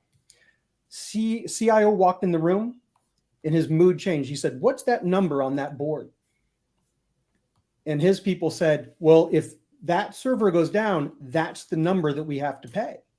And he sat down for the next 2 days because he said to the room, if that number is even remotely accurate, we cannot shrink fast enough to absorb that number. And so if we want to just talk about cybersecurity or cyber risk, we have to talk about money. People say who the CISO should report to. It's a great conversation. There's only one answer. Well, there's two answers. One, the board, but the only person they should be reporting to is the CFO. Period, full stop. Period, full stop. Because cybersecurity, cyber risk is the potentiality of loss. Without the potential of loss, there is no risk, and cyber risk has to come down to money at the end of the day, whether it's ransomware or that server going down or whatever. So cyber risk is dollars and cents. And as I think Irina talked about it earlier, if you can communicate in that term, then we can successfully conversate to the board, to our bosses, to our bosses' bosses, because that's how they see the world. And by the way, how they should see the world. I say the technology should come, up into the business, and the business should come down to the technology. You should have one person here and one person here, and they should be able to have a conversation and know what each other are talking about. Yeah, I like it. All right, I have the elephant in the room question. This could be a hard question for everyone. And again, if you we're going to do the whoever could touch their nose, hand to their nose quickest is going to be last to answer. So we're going to see how well we do here. And you can't you have to let me finish the question before you can touch your nose. So there's a lot of when we talk about a lot of different industries out there, we almost treat cybersecurity like almost every industry has its unique issues, from energy to finance to military, DoD, government, and so forth. How unique really is healthcare when it comes to cybersecurity? Is it really that different, or what are the unique challenges in healthcare that no one else faces? Go. All right, I'll jump in from a technology perspective. I don't think it's that unique. Everyone's got old stuff. Everyone's got, rickety stuff, important stuff, diverse networks. From a technology perspective, I think you could draw parallels across all kinds of different industries and come up with the same sorts of challenges. Now, from a risk, impact, criticality of the business perspective, I think we're at the top of the scale there with healthcare. That's people's lives. Yeah, I tend to agree. But again, has it happened? I mean, that's a kind of the thing. It's like you always go down into the FUD of this all. Like we've hurricanes hit, and that's where like a hurricane is hospitals, and there's this documentary about what happened down in Katrina. That's actual documented. What happened. But like the cyber impact, like documentation. I'm not saying like there's not a scare factor here, but we get into that a little bit. Some of the scares, and the uncertainties more than the actualities that occur here. But definitely the impact of some of the stuff occurring really does get the pucker factor raised a lot. So that does increase the concern. So is energy. But compared to finance, well, you could probably go a day or two without having to pull money out of the bank, but for how long? Before you have to buy gas or something else occurs. But what else? Anyone else have a thought on this? From the elephant in the room question. Yeah. So I was when I left MITRE, and I worked in the developing prototypes for the DoD and the IC for 9 years or so, and that was a unique environment. I'm a former Marine, and that was a unique environment. But as a consultant, I heard something. Every single client said this to me. Well, we're a little special in how we do that. Well, we're kind of unique in that. And if everybody says that, that means that nobody is unique. And I think that there is a special danger in thinking that whether you or your sector is a special snowflake. Because if your sector is a special snowflake, now each of the critical infrastructure, the 16 critical infrastructures, have their own uniqueness, to their risks and their threats. But how you protect at the end of the day, how you protect a perimeter, how you protect IoT, how you protect your laptops and your endpoints, that basic stuff doesn't change. Yeah, the FDA's got regulation or, has got guidance and this and that. But if we begin to think and accept that we are special snowflakes, we are going to look for special solutions. And it's the similar thing to, well, we rolled our own encryption, right? Well, that's dumb. I knew an energy company that managed their own pay card, their own credit card billing. That's dumb. So the danger, the elephant in the room is, regardless of who we are and whatever critical infrastructure we exist in, if we think of ourselves as a special snowflake, then we're going to look for special solutions, and we're not going to follow the proven path of that encryption works. Why roll your own? Why do something special on your perimeter? It's a perimeter. So I think that's the elephant that I think at the end of the day, yeah, we've all got threats and risks, right?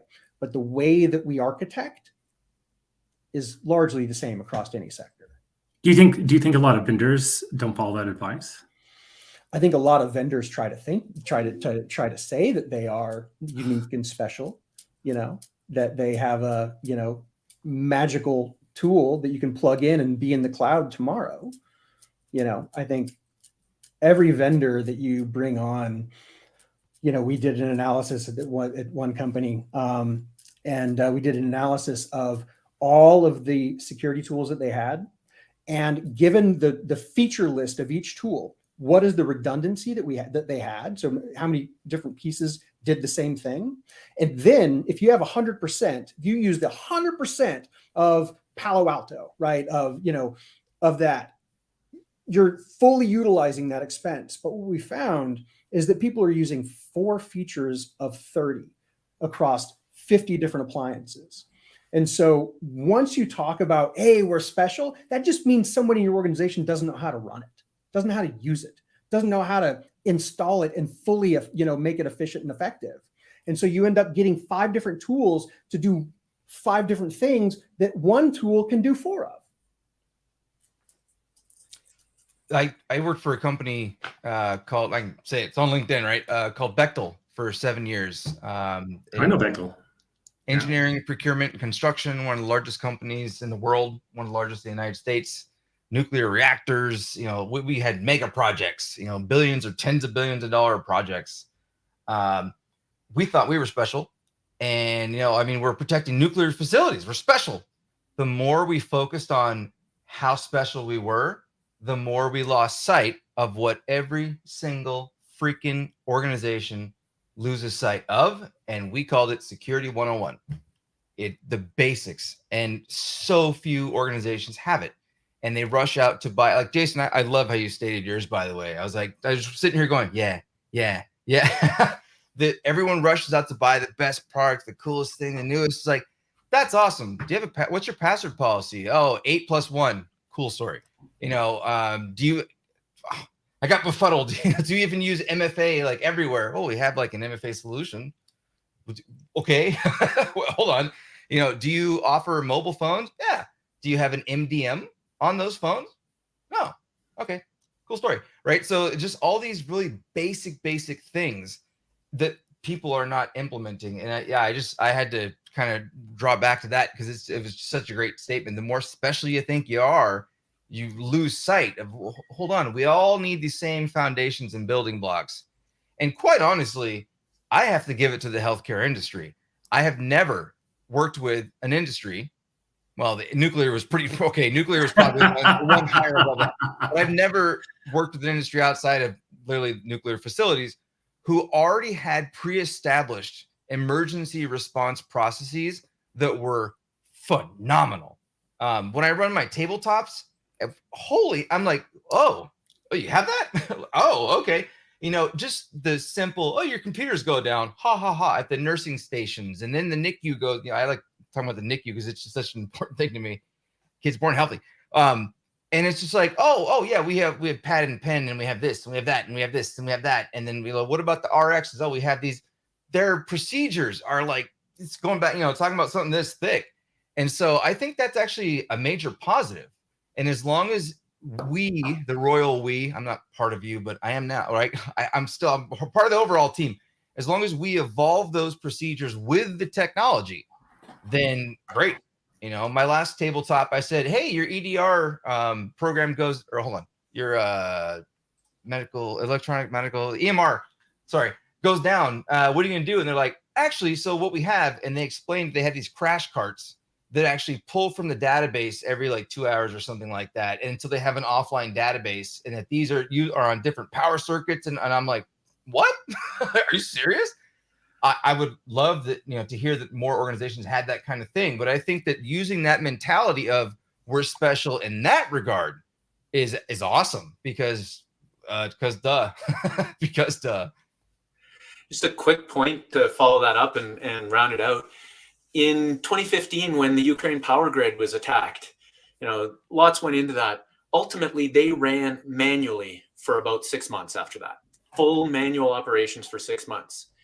The unique thing about, I don't know if it's the unique thing about them specifically, but they could they didn't have newer technology. They didn't have the reliance on technology that, say, we have in North America in running the grid. In North America, you probably could not run manually. And so that's my only fear, is when we talk today about reliance on the technology or what we would do without the technology, do we truly understand how integrated it is into every single step of every single day? All right. Communications. So we are right at time. I'm going to make a few notes here. There's an event survey that's going across your ticker right now. It's tinyurl.com, SANS Healthcare Forum. If everyone could please fill that out. But just go around the room, and I'm going to give everyone just a little bit of time to think about this. Like everyone's spoken today, but if you could summarize in two words, your takeaway that you would like to get everyone to think about as your takeaways. So I'm going to start, just give everyone my takeaways from security strategy. It's going to be culture and people to start off for my the 2-word takeaways from mine. I'm going to do, whoever's ready for your 2 words, I'll take a volunteer for your 2-word takeaways. Ryan, go We all for it. wanted to jump in. Security 101. Security 101, the basics. Love it. Ransomware hits because of that. Yeah, on the same lines, start small. Just start is the biggest Love thing. it. Start small. All right, Jason. The concept of the BISO. Do you have one? And do you have one that's shadow that you should be getting to know in your organization? All right, a lot more than 2 words, but I love it. I'm not a brief person. Awesome. All right, Stephen Hart, wherever you're at, take it away, my friend. Thank you so much. Appreciate it, guys. This was amazing. Listen, that's it, folks. We hope that you've enjoyed today's forum. We appreciate those of you who have been going with us for the entire 4-hour event. We are at the end of our time together today. If you enjoyed all of these speakers, please do me a favor, share some love, drop some ones in the comments right now, and let them know that you appreciate them. I encourage you to connect with each of our speakers, both on Twitter and on LinkedIn. And I've tagged pretty much all of them in the event on LinkedIn. So go ahead and just tap over to their profile and be sure that you're following them. Special thank you once again to Amanda Birdie, Stacy Dunn, our entire SANS team that made today possible. This is, again, our very first SANS Healthcare Forum live stream event. And I want to thank you, all our guests who have tuned in across LinkedIn, YouTube, Twitter. I know we had some issues with LinkedIn right at the top. Down Detector pointed out issues with YouTube midstream. So, through all the technical difficulties, we managed to have north of over 2,000 people on LinkedIn viewing this live stream. I'm not quite sure the numbers on YouTube and Twitter, but we've had thousands of people tune in today, which is amazing. That said, thank you very much. Hope you enjoyed today. Make sure you're following SANS across the different channels on LinkedIn, YouTube, and Twitter. Happy Friday to you. Enjoy your weekend. Cheers.